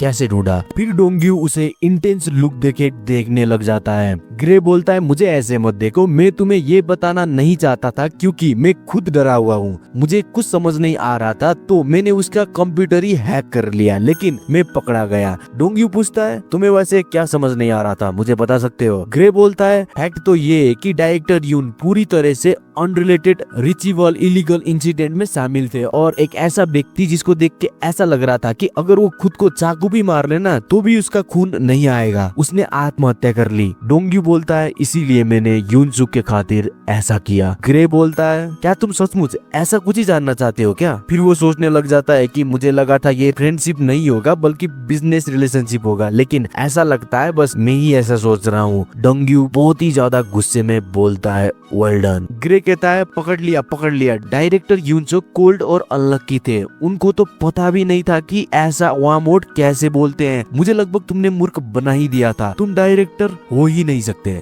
डोंगयू उसके सिर पे धीरे से हाथ मारते हुए कहता है चुप रहो, अभी तुमसे यूनसुक बात कर रहा है। यूनसुक ने जो कुछ पीछे छोड़ा था वो सब सेफ है ना? ग्रे बोलता है कौन सा चीजें, क्या चीजें पीछे छोड़ा था? डोंग्यू बोलता है मुझे पता है, तुम्हें सब पता है, इसीलिए अनजान बनने का नाटक मत करो, इस बात को बहुत ज्यादा मत लंबाओ और सीधा पॉइंट में आओ। ग्रे बहुत ज्यादा डर जाता है, इसीलिए पहले तो वो बोलता है मुझे नहीं पता, सच में मुझे नहीं पता, लेकिन बाद में वो कहता है जब डायरेक्टर यूनसुक मर गए तब मैंने उनका स्टॉक को बेच दिया और दूसरी जगह री इन्वेस्ट कर दिया। ये बात को सुन के डोंग्यू बहुत ज्यादा गुस्सा हो जाता है और सोचता है इसने ऐसा स्टॉक और गोल्डन फिशिंग ग्राउंड को बेच दिया जिससे पैसा लगातार आते थे, बस उस पर पकड़ बनाए रखना था। और वो पूछता है स्टॉक तो यूनसुक का नाम में था ना, तो तुमने कैसे बेचा? फिर वो सोचता है गुस्सा होने से कुछ नहीं होगा, शांत हो जाओ, अभी भी सब कुछ तो नहीं खोया है, जितना है उसमें ही खुश रहते हैं। फिर वो पूछता है अब कितना बचा है? ग्रे कुछ नहीं बोलता और वो पसीना पसीना हो जाता है और बहुत ज्यादा डरने लग जाता है। इसीलिए ग्रे वहाँ से भागने का कोशिश करता है, लेकिन इस बार भी किम डोंग्यू उसे पकड़ लेता और उसके पैर पे बहुत जोर से लात मारता है, जिससे वो चिल्लाने लगता है कि मेरा पैर गया। जहाँ ग्रे बोलता है कि जो कुछ मैंने बेचा वो तो तुम्हारा नहीं था ना, तो तुम ऐसा क्यों कर रहे हो? जिसकी वजह से ग्रे और भी ज्यादा पिट जाता है। वहीं सीन शिफ्ट होता है और हमें दिखाता है डोंग्यू रिंग में बॉक्सिंग प्रैक्टिस कर रहा है, जहाँ वो बस डिफेंड कर रहा है, अटैक नहीं कर रहा है। और डिफेंड करते करते सोच रहा है कि मैं किसी को कैसे ब्लेम कर सकता हूँ, ये मेरा ही गलती है कि मैंने स्टॉक मैनेजमेंट करने का काम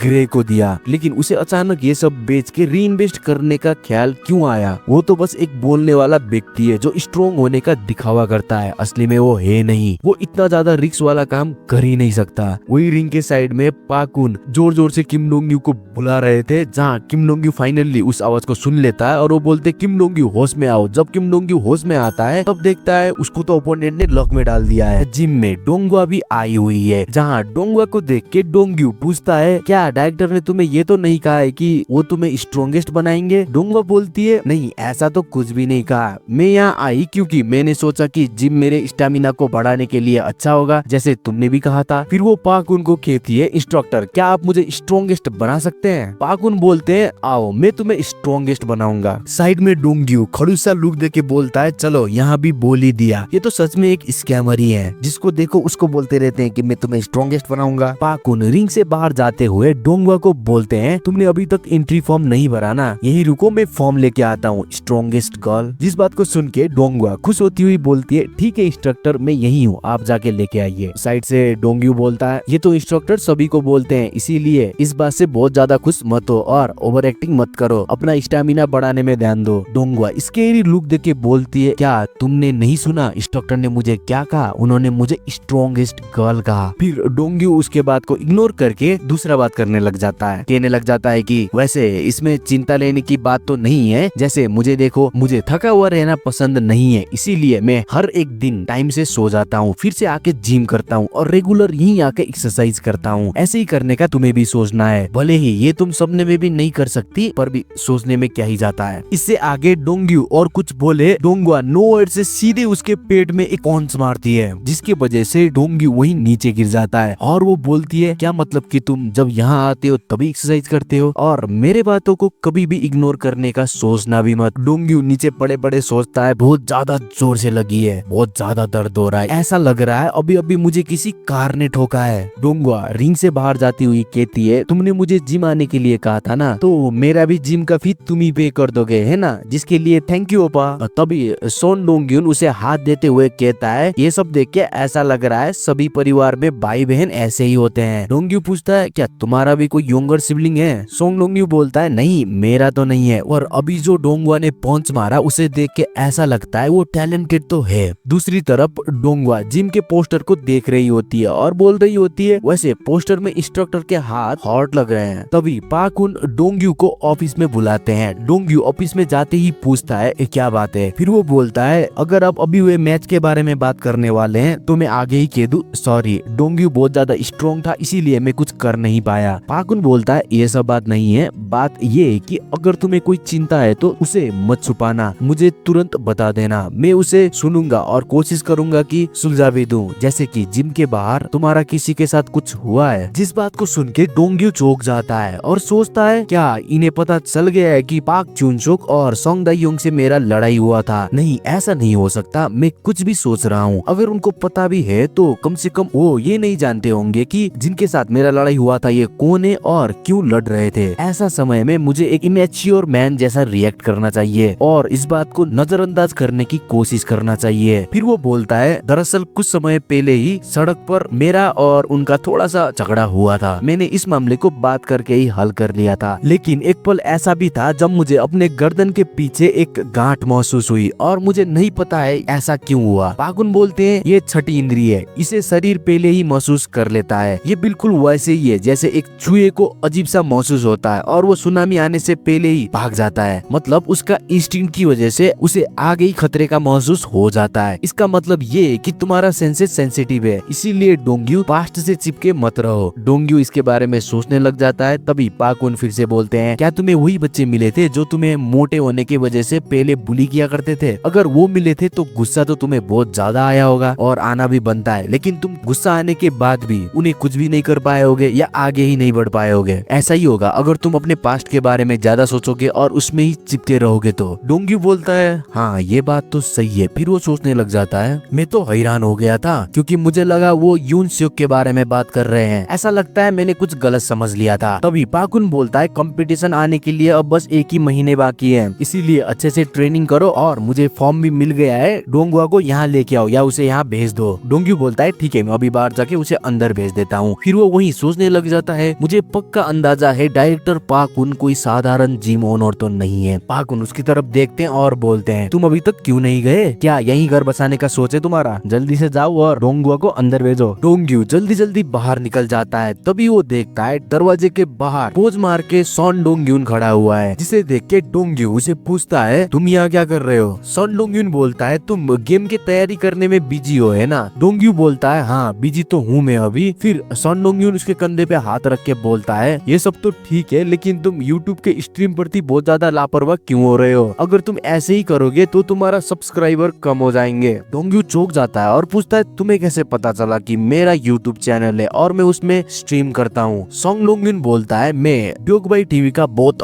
बड़ा फैन हूँ और ड्यूक भाई ने स्ट्रीम में कहा भी था कि वो तुम्हारा स्ट्रीम का वेट कर रहा है। एक दिन जब ड्यूक भाई स्ट्रीम कर रहा था तब उसने कहा था कि उसको तुम पे पैशनेट क्रश है, तो मुझे देखने का मन किया कि आखिर ऐसा कौन है जिसको ड्यूक भाई पसंद करता है। इसीलिए मैंने तुम्हारा चैनल चेक किया और जब मैंने तुम्हारा चैनल चेक किया तब मुझे पता चल गया कि ये तुम ही हो, बस तुमने यहाँ मास्क पहना हुआ है। डोंग्यू सोचता है, मुझे लगा ही था मास्क से चेहरा छुपाने से कुछ नहीं होगा। खैर मेरा ज्यादा देर तक खुद को छुपाने का कोई इरादा भी नहीं था। सॉन्ग डोंग्यून बोलता है, तुम इन दिनों छोटे छोटे स्ट्रीम क्यों कर रहे हो? ये देख के तुम्हारे सब्सक्राइबर चिंता में है, क्या कंटेंट की कमी है इसीलिए छोटे स्ट्रीम कर रहे हो? क्या तुम चाहते हो मैं तुम्हारे स्ट्रीम में आऊँ? डोंग्यू बोलता है, नहीं। फिर भी सॉन्ग डोंग्यून खुश होते हुए उसकी तरफ आता है और बोलता है, क्यों ना तुम ऐसा करो कि हम लोग तुम्हारे स्ट्रीम में एज अ गेस्ट आएंगे जहाँ हम सिंपल डिफेंस टेक्निक सीखेंगे। ये हो सकता है ना? क्या लगता है तुम्हें? डोंग्यू बोलता है, ठीक है ये अच्छा आइडिया है, ये कर सकते हैं। इस बात को सुन के सॉन डोंग्यून बहुत ज्यादा खुश हो जाता है और बोलता है, ठीक है तो एक डेट सेट कर लो, स्ट्रीम कब करना है फिर मुझे बता देना, मैं इस डॉक्टर को कह दूंगा कि मैं उस दिन जिम इस्तेमाल करने वाला हूँ। डोंग्यू पूछता है, वैसे तुम्हारा स्ट्रीम में आने का फी कितना है? सॉन डोंग्यून बोलता है, अरे क्या सा फी, हम तो फैमिली है ना, ऐसे बात मत बोलो, बस 1 लाख ट्रांसफर कर देना।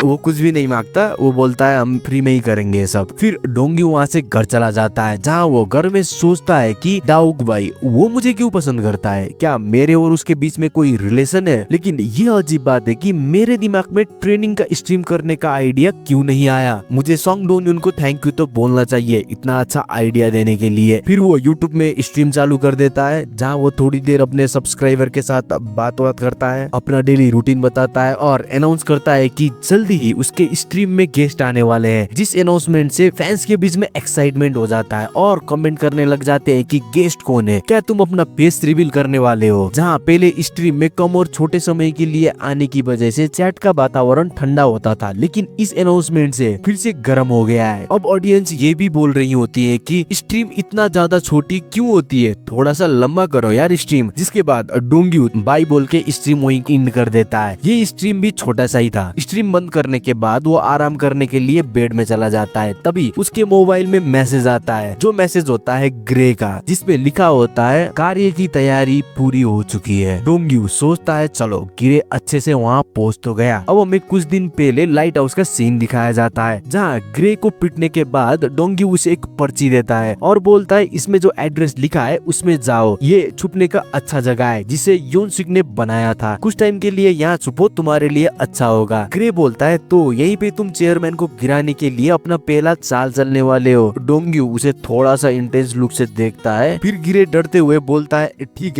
है मैं नहीं पूछने वाला, अब जैसे तुम कहोगे वैसे मैं करूंगा, ऑर्डर एक्सेप्टेड सर। डोंग्यू बोलता है मैं चेयरमैन के पास जाऊंगा। ग्रे सोचता है अगर तुम मरना चाहते हो तो अकेले ही मरो ना, मुझे इसमें क्यों घसीट रहे हो। फिर वो बोलता है देखो इसे कोई फर्क नहीं पड़ता कि तुम जो क्यों को मार देते हो या रास्ते से हटा देते हो, समस्या ये है कि अगर जो क्यों को कुछ हो गया तो चेयरमैन चुप नहीं रहेंगे और हमें जैसे भी ढूंढ के निकाल लेंगे। फिर वो डरते हुए बोलता है तुम समझ रहे हो ना मैं क्या कह रहा हूँ, अभी भी टाइम है, ऐसा कुछ नहीं करते हैं। फिर डोंग्यू गुस्से से उसकी तरफ देखता है, तभी वो बोलता है मैं तो बस मजाक कर रहा था, बस कह रहा था कि ऐसा कुछ हो सकता है, लेकिन मुझे पता है ऐसा कुछ नहीं होगा। छोड़ो ये सब, अब प्लान के बारे में बात करते हैं, बताओ तुम्हारा प्लान क्या है। डोंग्यू बोलता है प्लान ये, मैं एक एक करके नीचे के सभी लोगों को रास्ते से हटाता जाऊंगा और चेयरमैन पे दबाव डालूंगा। पहले तो हमें जो ग्यू यू के पूछ, सोंग दायुंग और पाक चोंग सुक से डील करना होगा। अगर हम ऐसे करके जियोन योंग वन को हरा देते हैं जो चेयरमैन का हाथ और पैर है, तो चेयरमैन को हराना आसान होगा। मैं तुम्हें और प्लान तब बताऊंगा जब तुम मेरे दिए गए एड्रेस पर पहुंच जाओगे। ग्रे रोते हुए सोच रहा होता है मेरे जीवन में अब बस कांटों भरा रास्ता बचा हुआ है जिसमें मुझे चलना ही होगा, वरना वो रास्ता भी चला जाएगा। डोंग्यू बोलता है शुरू करने से पहले मैं तुम्हें एक बात पूछना चाहता हूँ। ग्रे बोलता है हाँ सब कुछ तो पूछ लिया तुमने और मैंने बता दिया, अब जो बाकी है वो भी पूछ लो। डोंग्यू बोलता है तुम्हें मेरे लिए किसी को ढूंढना होगा। ग्रे बोलता है ठीक है ये तो मेरी स्पेशलिटी है, ये तो मैं ऐसे ही कर दूंगा, लेकिन ये बता दो कि वो क्या करता है। डोंग्यू कैप पहनते हुए कहता है वो एक डेप्ट कलेक्टर है। दूसरी तरफ पाकुन को दिखाता है जो रिंग के साइड में बॉक्सिंग ग्लव्स बॉक्स में डाल रहा होता है। सभी बॉक्सिंग ग्लव्स को डालने के बाद वो रिंग की तरफ देखता है जहाँ डोंग्यू और सन डोंग्यून लाइव जाने की तैयारी कर रहे होते हैं। तभी ह्यूनचुल चुपके से पाकुन के कान के नजदीक आके धीरे से फुसफुसाते हुए बोलता है वो हमारे साथ स्ट्रीम करने के लिए मान गया। पाकुन एक बार के लिए डर जाते हैं और दूर चले जाते हैं, फिर बोलते हैं तुम मेरे कान में क्यों फुसफुसा रहे हो, इससे गुदगुदी होती है। ह्यूनचुल बोलता है मैंने फुसफुसाया क्योंकि मुझे लगा जोर से बोलूंगा तो मेरा साउंड स्ट्रीम में चला जाएगा, वैसे तुम इतना हैरान क्यों हो रहे हो। मुझे एक बात भी पूछना था, तुमने उसे जिम का इस्तेमाल करने का परमिशन क्यों दिया। पाकुन बोलता है क्योंकि ये स्ट्रीम हमारे लिए एक एडवर्टाइजमेंट की तरह है, हमने अभी तक किसी कंपटीशन में भाग नहीं लिया है, तो हमारा जिम का नाम ज्यादा लोगों को पता भी नहीं होगा। इस स्ट्रीम की वजह से बहुत लोगों को जिम का नाम पता चल जाएगा और कंपटीशन में थोड़ा सा अपना रोला भी होगा। इतना ही नहीं 1 मिलियन सब्सक्राइबर वाला यूट्यूबर डोंग्यू का फैन भी है, वो इसे बहुत ज्यादा पसंद करता है। और सन डोंग्यून ने कहा था कि जब भी यूट्यूबर डोंग्यू के लाइव स्ट्रीम में आता था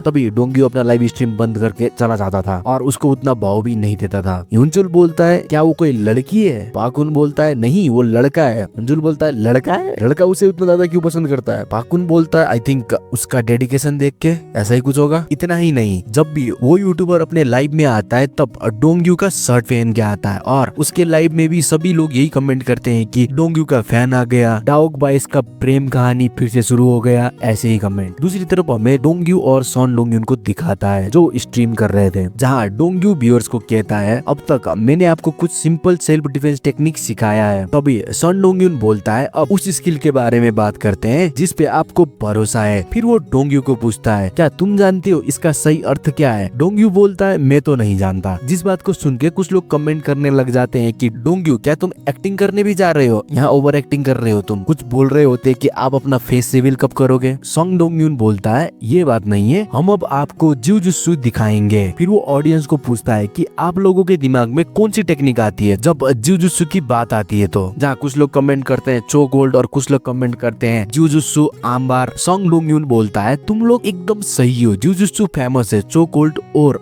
आर्मबार के लिए। डोंग्यू पीछे खड़ा होकर सोच रहा होता है डोंग्यून के पास स्ट्रीम करने का कोई भी एक्सपीरियंस नहीं है और वो कोई स्ट्रीमर भी नहीं है, फिर भी वो ऐसा एक्ट कर रहा है जैसे वो कोई प्रोफेशनल स्ट्रीमर हो और फुल्ली एक्सपीरियंस्ड स्ट्रीमर हो। और हमारा कैमरामैन डोंगुआ भी अच्छी कर रही है, वो डोंग्यू के मूवमेंट को फॉलो करके यहाँ वहाँ चल रही है और कैमरा को वैसे ही मूव कर रही है, बस एक ही जगह में खड़े होकर शूट नहीं कर रही। जहाँ कमेंट भी कैमरामैन के लिए अच्छा ही आ रहा था, लोग बोल रहे थे कि कैमरामैन कौन है, कैमरामैन शूट बहुत अच्छा कर रहा है, देखने में मजा आ रहा है। फिर डोंग्यू सोचता है मुझे नहीं पता था कि डोंगा वीडियो शूटिंग करने में भी इतनी अच्छी है। सोंग डोंगवा ऑडियंस को बोलता है इससे पहले कि हम आपको वो टेक्निक दिखाएं जो मैंने एक्सप्लेन किया था, आपके लिए एक सरप्राइज अनाउंसमेंट है जो डोंगवा बताएगा। डोंगवा आगे आते हुए बोलता है थैंक यू मास्टर। फिर वो ऑडियंस को बोलता है मैच का फिक्स डेट आ चुका है जो इसी महीने का 21 तारीख में होने वाला है, जो इंजियोन के शासन ओल्ड जिम्नेजियम में होगी। इस बात को सुन के बहुत लोग कहने लग जाते हैं कि मैच को भी इसी चैनल में स्ट्रीम करो, अगर मैच को स्ट्रीम करोगे तो स्पॉन्सरशिप मिलेंगे, बहुत ज्यादा व्यूज आएगा और अटेंशन भी मिलेगा। जिसके बाद डोंग्यू बोलता है आप सभी को आपके उत्साह के लिए धन्यवाद और आपके प्यार के लिए भी धन्यवाद, लेकिन मुझे लगता है कि इस मैच को इस चैनल पे स्ट्रीम करना इम्पॉसिबल है क्योंकि वहाँ का जो अथॉरिटी है वो परमिशन नहीं देंगे। जिसके बाद उसे अचानक बहुत ज्यादा हेट कमेंट आने लग जाते हैं, जैसे कि तुम खुद ही स्ट्रीम करना नहीं चाहते और बहाना मार रहे हो, तुम्हें हमें नहीं दिखाना है। स्पेशली एक आदमी तो बहुत ही ज्यादा कमेंट कर रहा था, जैसे कि बोल रहा था जो कुछ दिन पहले एक मोटा सा था अभी वो इतना स्लिम बन गया, लगता है तुमको फेमस होना था इसीलिए तुम खुद ही मोटे हुए थे और तुमने फेमस होने के लिए ही कहा है कि तुम कंपटीशन में जा रहे हो, असली में तुम कहीं नहीं जा रहे। ऐसा लग रहा था कि कोई स्पैमर इंटेंशनली ये सब कह रहा था। डोंग्यू ये सब कमेंट देख के एक बार तो चौंक जाता है, फिर वो सोचता है हर जगह ऐसे लोग होते हैं जो मुझे नीचे नजर से देखेंगे और मुझे गिराना चाहेंगे, लेकिन मुझे हार नहीं मानना है। फिर वो बोलता है क्यों ना हम लोग एक शर्त लगाएं। वो जो स्पैमर कमेंट कर रहा था वो बोलता है ठीक है मैं तैयार हूँ। डोंग्यू बोलता है सबूत लाओ कि मैं पाकुन जिम के अलावा दूसरी जगह जाता हूँ या जा रहा था। जो लोग भी इसका सॉलिड एविडेंस लेके आएंगे मैं उन्हें अभी तक मुझे स्ट्रीम से जितना भी पैसा मिला है वो सब दे दूंगा। कमेंट में बहुत लोग कहने लग जाते हैं कि ठीक है मैं तुम्हारा चैलेंज एक्सेप्ट करता हूँ, आज से मैं उस जिम में रेगुलर आऊंगा और पता लगाऊंगा क्या बात है। कुछ लोग कहते हैं कि बाद में अपनी कही हुई बातों का पछतावा मत करना और भी ऐसे ही कमेंट होते हैं। तभी सन डोंग्यून पीछे से आगे आके उसे कुछ बोल ही रहा होता है, लेकिन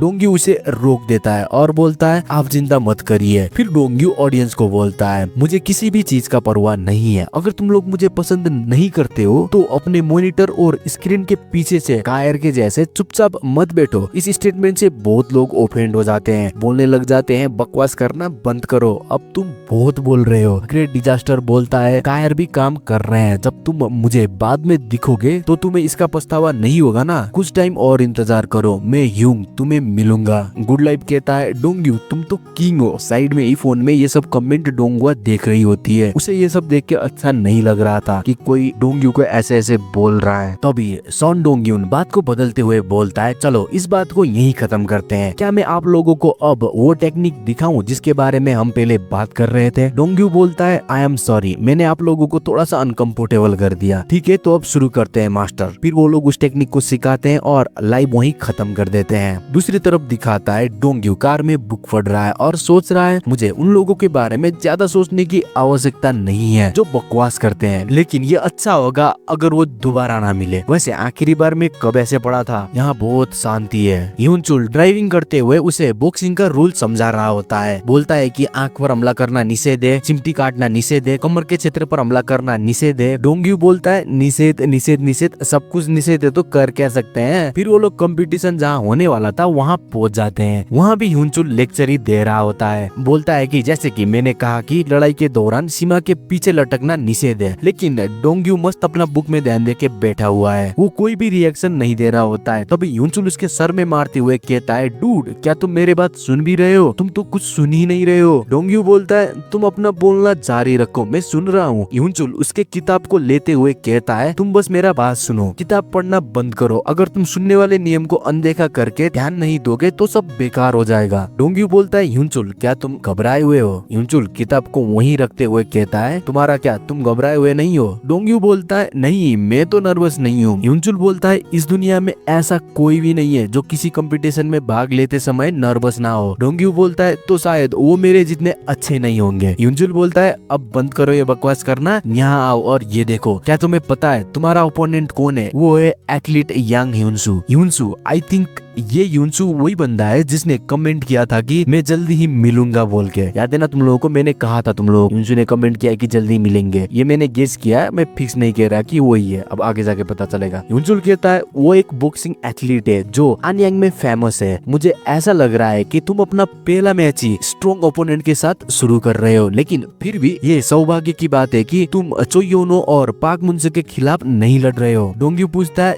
ये लोग कौन है फिर? यूनजुल बोलता है ये लोग पिछले सीजन का विनर है। डोंग्यू निराश सा मुंह बना के बोलता है इंस्ट्रक्टर ने तो कहा था कि मैं सबसे ताकतवर हूँ, लेकिन यहाँ तो तुम ही मेरी जीत को लेकर हिचकिचा रहे हो, ये अजीब है। यूनजुल मोबाइल में वीडियो चलाते हुए कहता है यहाँ वहाँ देखना बंद करो और ये वीडियो देखो, ये एथलीट यांग यूनसू का बॉक्सिंग मैच का वीडियो है। तुमने देखा वो अपने पैर को भी इस्तेमाल करता है, बॉक्सिंग तो मेन है ही, लेकिन वो किक बॉक्सिंग का भी इस्तेमाल करता है, इसीलिए सावधान रहना और अच्छे से फाइट करना। तभी अंदर से रेफरी आता है और डोंग्यू को बुलाता है मैच के लिए। डोंग्यू जाए उससे पहले ह्यूनचुल कहता है मैं बहुत ज्यादा नर्वस हूँ, तुम अच्छे से लड़ना, ठीक है ना? डोंग्यू हंसते हुए कहता है नर्वस मत हो, चिल करो यार, मैं अभी जा रहा हूँ लड़ने के लिए, 2 मिनट में वापस भी आ रहा हूँ। अब हमें बॉक्सिंग रिंग दिखाया जाता है जहाँ डोंग्यू और ह्यूनचु आमने सामने खड़े हुए हैं। मैच शुरू होने से पहले डोंग्यू हाथ देते हुए कहता है लेट्स डू आवर बेस्ट, लेकिन ह्यूनचु कोई भी रेस्पॉन्स नहीं करता, वो बस उसे गुस्से से देख रहा होता है, ऐसे देख रहा होता है कि मैच स्टार्ट होते ही उसका कचुम्बर बना देगा। फिर रेफरी बॉक्सिंग का थोड़ा सा नियम को रिपीट करता है और मैच शुरू कर देता है। मैच शुरू होते ही ह्यूंग बोलता है तुम वो यूट्यूबर डोंग्यू हो है ना? फिर वो डोंग्यू को सीधा पंच मारता है जिसे डोंग्यू डॉज कर लेता है। फिर ह्यूंग दूसरा पंच मारते हुए कहता है मैच लिस्ट पर तेरा फोटो देख के ही मुझे पता चल गया था कि वो यूट्यूबर तू ही है, मैं सच में तुझे देखना चाहता था कमीने। डोंग्यू उस पंच को भी अपने दोनों हाथों से रोक लेता है और बोलता है तू ही वो ग्रेट डिजास्टर है ना जो मेरे लाइव में कमेंट कर रहा था। ह्यूंग गुस्से में फिर से पंच मारते हुए कहता है नहीं, मैं वो नहीं हूँ। क्या तुझे ये एहसास नहीं है कि कोई और भी है जो तुझे मारना चाहता होगा, इसीलिए तुझे हम्बल रहना चाहिए कमीने। इस पंच को भी डोंग्यू डॉज कर लेता है, जिसके बाद ह्यूंग लगातार बहुत सारे पंच मारने लग जाता है। डोंग्यू अभी भी डिफेंस ही कर रहा था और सभी पंच को जैसे तैसे डॉज कर रहा था। तभी ह्यूंग बोलता है तूने कुछ महीने पहले ही वर्कआउट करना शुरू किया है और तू अभी से दिखावा करने लग गया है, तुझे क्या लगता है तू स्ट्रॉन्ग है और सबको हरा सकता है? बोलते ही ह्यूंग डोंग्यू के फेस में पंच मारता है। इस पंच को डोंग्यू इजीली अपने हाथ से ही रोक लेता है। फिर बोलता है किसी के भी मेहनत को ऐसे बोलना गलत है, क्या तुम्हें नहीं लगता? वैसे भी तुम्हें तो पता ही नहीं है कि पिछले कुछ महीने में मैंने क्या क्या सहा है और कितना ज्यादा मेहनत किया है, और बच्चे बाप के सामने ऐसे बातें नहीं बोला करते और ऐसे बात भी नहीं किया करते। बोल के डोंग्यू भी उसे पंच मारता है, जिस पंच से ह्यूंग पीछे जाके बच जाता है। लेकिन अब ह्यूंग बहुत ज्यादा गुस्से में आ जाता है और ऐसा दिखाता है कि अब वो अपना पंच मारने वाला है, लेकिन वो अपने किक से डोंग्यू पर सरप्राइज अटैक करता है, जिस किक से डोंग्यू बचते हुए डायरेक्ट उसके फेस में बहुत ही ज्यादा पावर से पंच मारता है और ह्यूंग वहीं ढेर हो जाता है। फिर रेफरी 3, 2, 1 काउंट करके अनाउंस कर देता है कि इस मैच का विनर किम डोंग्यू है। जिसके बाद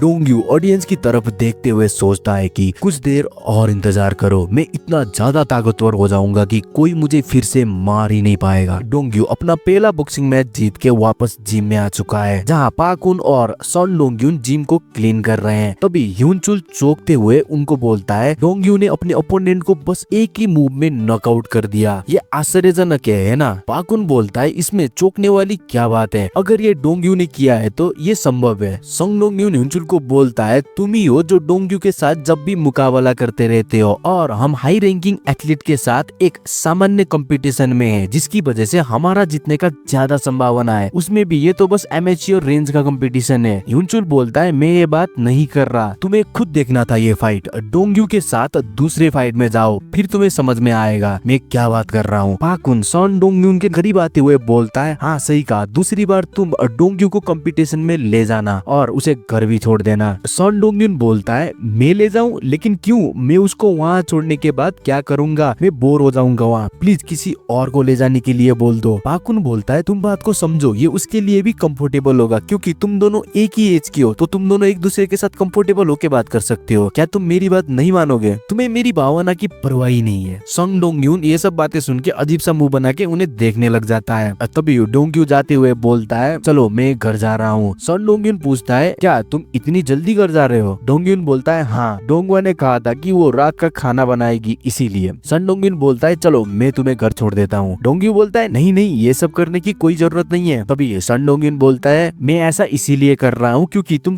कंपटीशन में हो, इसीलिए कुछ मत बोलो और बस इंतजार करो, मैं क्लीन होके अभी आया। सन डोंगयून डोंगयू को घर छोड़ देता है। गाड़ी से उतर के डोंगयू सन डोंगयू को शुक्रिया बोलता है। फिर वो सोचता है ये सब क्या है, ये सब लोगों का व्यवहार मुझे ऐसा महसूस कराता है जैसे मैं सच में सबसे छोटा हूँ। जब मैं एलिमेंट्री स्कूल में था तब से आज तक मुझे ऐसा कोई नहीं मिला जो मुझे घर छोड़े या राइड दे। सन डोंगयून बोलता है कांग्रेचुलेशन डोंगयू, पहला मैच नॉकआउट से जीतने के लिए ह्यूनचुल ने तुम्हारी बहुत ज्यादा प्रशंसा भी की, तो तुमने पहला मैच नॉकआउट से जीत ही लिया है, तो इससे फाइनल तक ऐसे ही बना के रखना। डोंगयू बोलता है ठीक है सर, मैं कोशिश करूंगा। सन डोंगयून हंसते हुए बोलता है मैं तो बस मजाक कर रहा हूँ, दबाव महसूस मत करना, बस आराम से खेलो। डोंगयू बोलता है कोशिश करने में कोई बुराई नहीं है और ये सुनने में मजेदार भी लग रहा है। फिर सन डोंगयून बोलता है ऐसा है तो चलो एक बार फिर करते हैं, पर डोंगयू क्या तुम यूट्यूब में फेस रिवील नहीं करोगे? डोंगयू बोलता है अगर मैंने फेस रिवील कर दिया तो जिम में बहुत सारे लोग बस मुझे ही देखने आएंगे, जिससे परेशानी हो सकती है। सन डोंगयून बोलता है मैंने नहीं कहा कि नहीं आएंगे, वो लोग आएंगे, लेकिन तुम टेंशन मत लो, उन्हें हम संभाल लेंगे। मैं सिर्फ इसलिए पूछ रहा था क्योंकि मुझे लगा कि तुम अपना चेहरा दिखाने में कंफर्टेबल हो। डोंगयू निराश होते हुए बोलता है इससे मुझे परेशानी होती है, इसीलिए मैंने अभी तक अपना चेहरा नहीं दिखाया। सन डोंगयून बोलता है फेस रिवील मत करो अगर तुम्हें परेशानी होती है तो, और मैं अभी चलता हूँ बोल के वो वहाँ से निकल जाता है। डोंगयू भी वहाँ से अपने घर जाने के लिए निकल जाता है और सीढ़ी चढ़ते हुए सोचता है मैं अपना चेहरा हमेशा के लिए नहीं छुपा सकता। अगर मुझे पता होता कि लोग मुझे मास्क पहनने के बाद भी पहचान लेंगे तो मैं दूसरा मास्क इस्तेमाल करता। वैसे भी मैं कोई भी मास्क क्यों ना लगा लूं, ये मुझे बहुत सुरक्षा तो नहीं देंगी। जैसे कि सॉन्ग डोंगयून और यांग ह्यूनचुन ने मुझे पहचान लिया था, फिर भी जिम में हमेशा ऐसे ही लोग थोड़ी ना आएंगे जो मुझे पहचानने के बाद भी मेरा पहचान को सीक्रेट रखेंगे। कोई ना कोई तो ऐसा होगा जो रिवील कर ही देगा, इसीलिए जब ये कंपटीशन खत्म हो जाएगा तब मैं फेस रिवील कर दूंगा। फिर वो घर के अंदर जाता है जहाँ डोंगवा सोफे में उल्टा होके बैठी हुई होती है। वो डोंगयू को देखते ही बोलती है बड़े भाई तुम आ गए। डोंगयू बोलता है क्या तुम नॉर्मल नहीं हो सकती, तुम मुझे बड़े भाई क्यों कह रही हो? ये सुन के मुझे क्रिंज लग रहा है। डोंगवा बोलती है क्रिंज? इसमें क्रिंज क्या है, ये तुम्हारी प्यारी छोटी बहन है जो तुम्हें ऐसे बुला रही है। फिर डोंगयू प्यार से देखते हुए बोलता है लगता है तुम मुझसे गुस्सा हो, अगर ऐसा है तो आई एम सॉरी, और तुमने मुझे क्यों बुलाया मेरी प्यारी छोटी बहन? डोंगवा गुस्से में बोलती है तुम्हें क्या हो गया है, तुम पागल हो गए हो क्या? ये बहुत अजीब है, बहुत ही ज्यादा अजीब, मेरी प्यारी छोटी बहन, ये सुन के ही मुझे उल्टी आ रहा है। डोंगयू बोलता है अब तुम्हें पता चला ना मैं क्या सा फील कर रहा था, और तुमने अभी तक डिनर नहीं किया क्या? डोंगवा बोलती है नहीं, मैंने अपने दोस्त के साथ खाना खा लिया था, इसीलिए अभी तक डिनर नहीं किया है। और तुम्हारा कंपटीशन का क्या हुआ, तुम जीते या हार गए? डोंगयू उस बात को इग्नोर करते हुए बोलता है तुम्हें कोई अच्छा सा रेस्टोरेंट का नाम पता है जो वेन्यू के नजदीक हो? डोंगवा बोलती है मैंने पूछा कि तुम्हारा मैच का क्या हुआ, तुम जीते या हारे? डोंगयू बोलता है लगता है मुझे वहाँ 3-4 बार और जाना पड़ेगा। डोंगवा खुश होती हुई बोलती है इसका मतलब तुम जीत गए, तो सीधा सीधा बोलो ना मैं जीत गया, और हाँ मुझे अच्छा सा रेस्टोरेंट का नाम भी पता है। फिर वो दोनों उस रेस्टोरेंट में जाते हैं और डिनर करते हैं, जिसके बाद हमें बताया जाता है कि 2 हफ्ते पलक झपकते ही बीत गए, और उन 2 हफ्तों में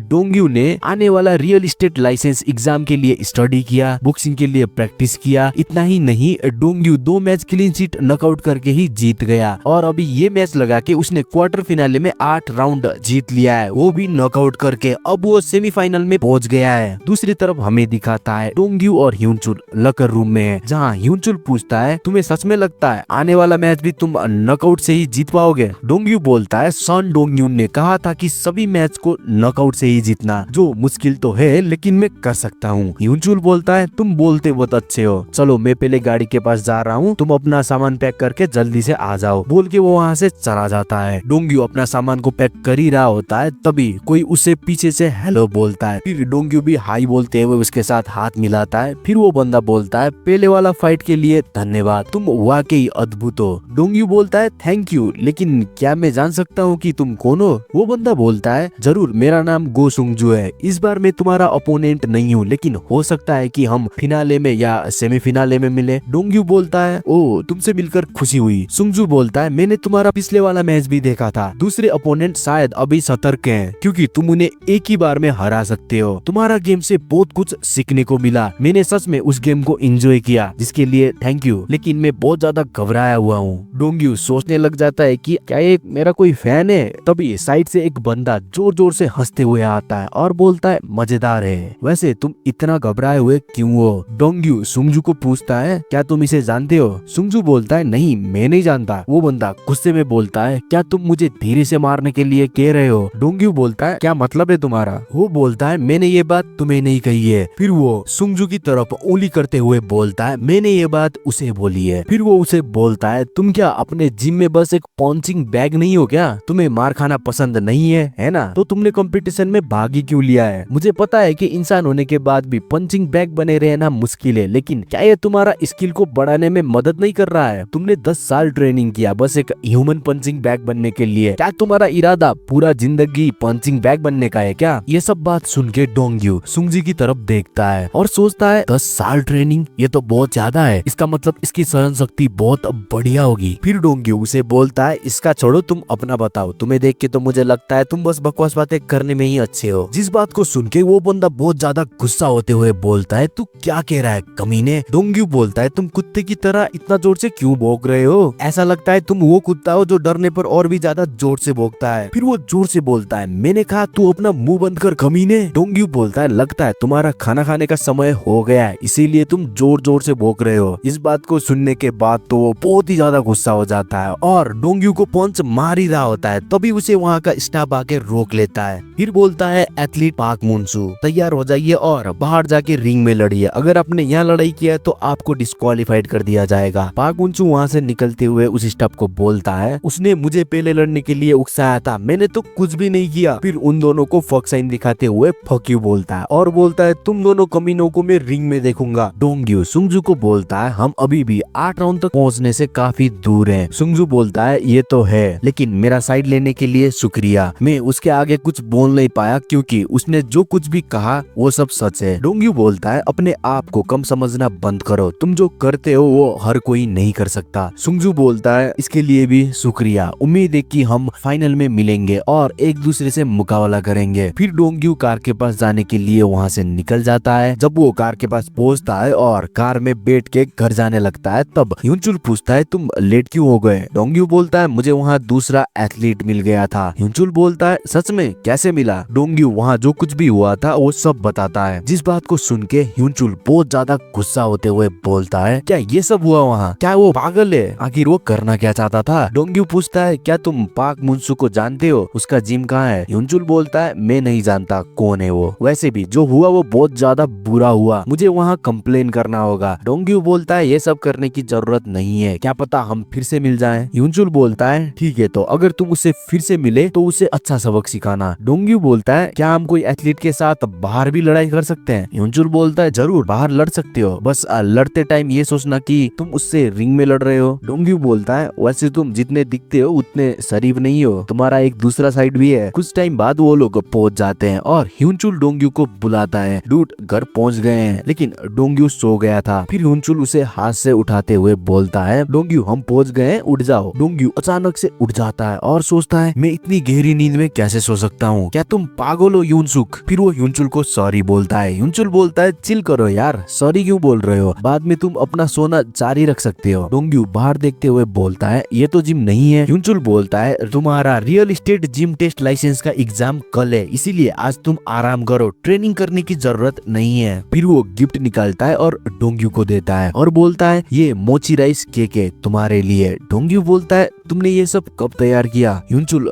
थोड़ा सा शर्माते हुए बोलता है मैंने ये अकेले नहीं किया है, इंस्ट्रक्टर और दूसरे मास्टर ने भी साथ दिया है, हम सब तुम्हारे साथ हैं, तुम अपना पूरा कोशिश करना। डोंग्यू गिफ्ट को देखते हुए थैंक यू बोलता है। ह्यूनचुल बोलता है ठीक है अब तुम घर जाओ, मैं वापस जिम जाता हूँ। डोंग्यू घर जाते हुए सोचता है ह्यूनचुल थोड़ा सा शर्मिला भी है, मैंने वर्कआउट शुरू किया था जियोन योंगवॉन से लड़ने के लिए, जिसने मुझे पहले बहुत दर्द दिया था, लेकिन अभी इस वर्कआउट की वजह से मैं ग्रे को बचा पाया और अभी मेरी जिंदगी में कुछ ऐसे लोग भी हैं जो मेरा साथ देते हैं। ये उस समय से अलग है जब मैं ह्यूनसुक था, तब मैं एक ऐसे जगह पे रहता था जहाँ सभी लोग मुझे नीचे गिराना चाहते थे, लेकिन अब ऐसा कुछ भी नहीं है। पर भी मेरा मार्शल आर्ट सीखने का कारण अभी भी जोंग योंगन है, मेरा उधर से बदला नहीं है। और कल रियल एस्टेट लाइसेंस टेस्ट भी है जिसके लिए मुझे तैयारी भी करना होगा, तो जाके मैं सो जाता हूँ बोल के वहाँ से घर चला जाता है। फिर हमें दूसरे दिन का सीन दिखाया जाता है जहाँ जहाँ डोंग्यू अच्छे से तैयार होके बैग लेके घर से निकल जाता है और सोचता है कि डोंगुआ काउच में क्यों सोई हुई थी। तभी उसको अपने बैग में एक स्टिकर दिखता है जिसमें लिखा होता है टेस्ट में अपना बेस्ट करना बाई डोंगुआ। जिस स्टिकर को वो खलती में डाल लेता है और वहाँ से चला जाता है। जिसके बाद हमें डोंगुआ का कमरा दिखाया जाता है जहाँ टेबल में कुकिंग रिसिप्ट बुक रखा हुआ था जिसे डोंगुआ ने रात भर कोच में बैठ के पढ़ा था, इसीलिए वो वहीं सो गई थी। लेकिन उसे डोंग्यू ने उठाकर अभी उसके कमरे में सुला दिया है और उसके डॉल में स्टिकर भी लगा दिया है जिसमें लिखा है मैं जल्द ही वापस आऊंगा। दूसरी तरफ सुंगजू को दिखाता है जो पाक मुनसू के अगेंस्ट लड़ रहा था, जहाँ मुनसू उसे पंच मार के नीचे गिरा देता है। उसका हालत देख के ऐसा लग रहा था उसने बहुत ज्यादा मार खाया है। मुनसू उसे देखते हुए बोलता है सुंगजू मेरा भी वैसे ही तारीफ करो जैसे तुमने लॉकर रूम में उसका तारीफ किया था, फिर मैं तुम्हें धीरे से और कम मारूंगा। सुंगजू बोलता है मुझे नहीं करना है तुम्हारा तारीफ, मेरा मूड नहीं है अभी। फिर मुनसू उसके पैर को पकड़ लेता है और बोलता है पंचिंग बैग में भी इतना घमंड है तो मैं अब कुछ नहीं कर सकता, तुम्हें तुम्हारी जगह दिखानी ही होगी, बोल के उसके पैर को मोड़ने लग जाता है बहुत ही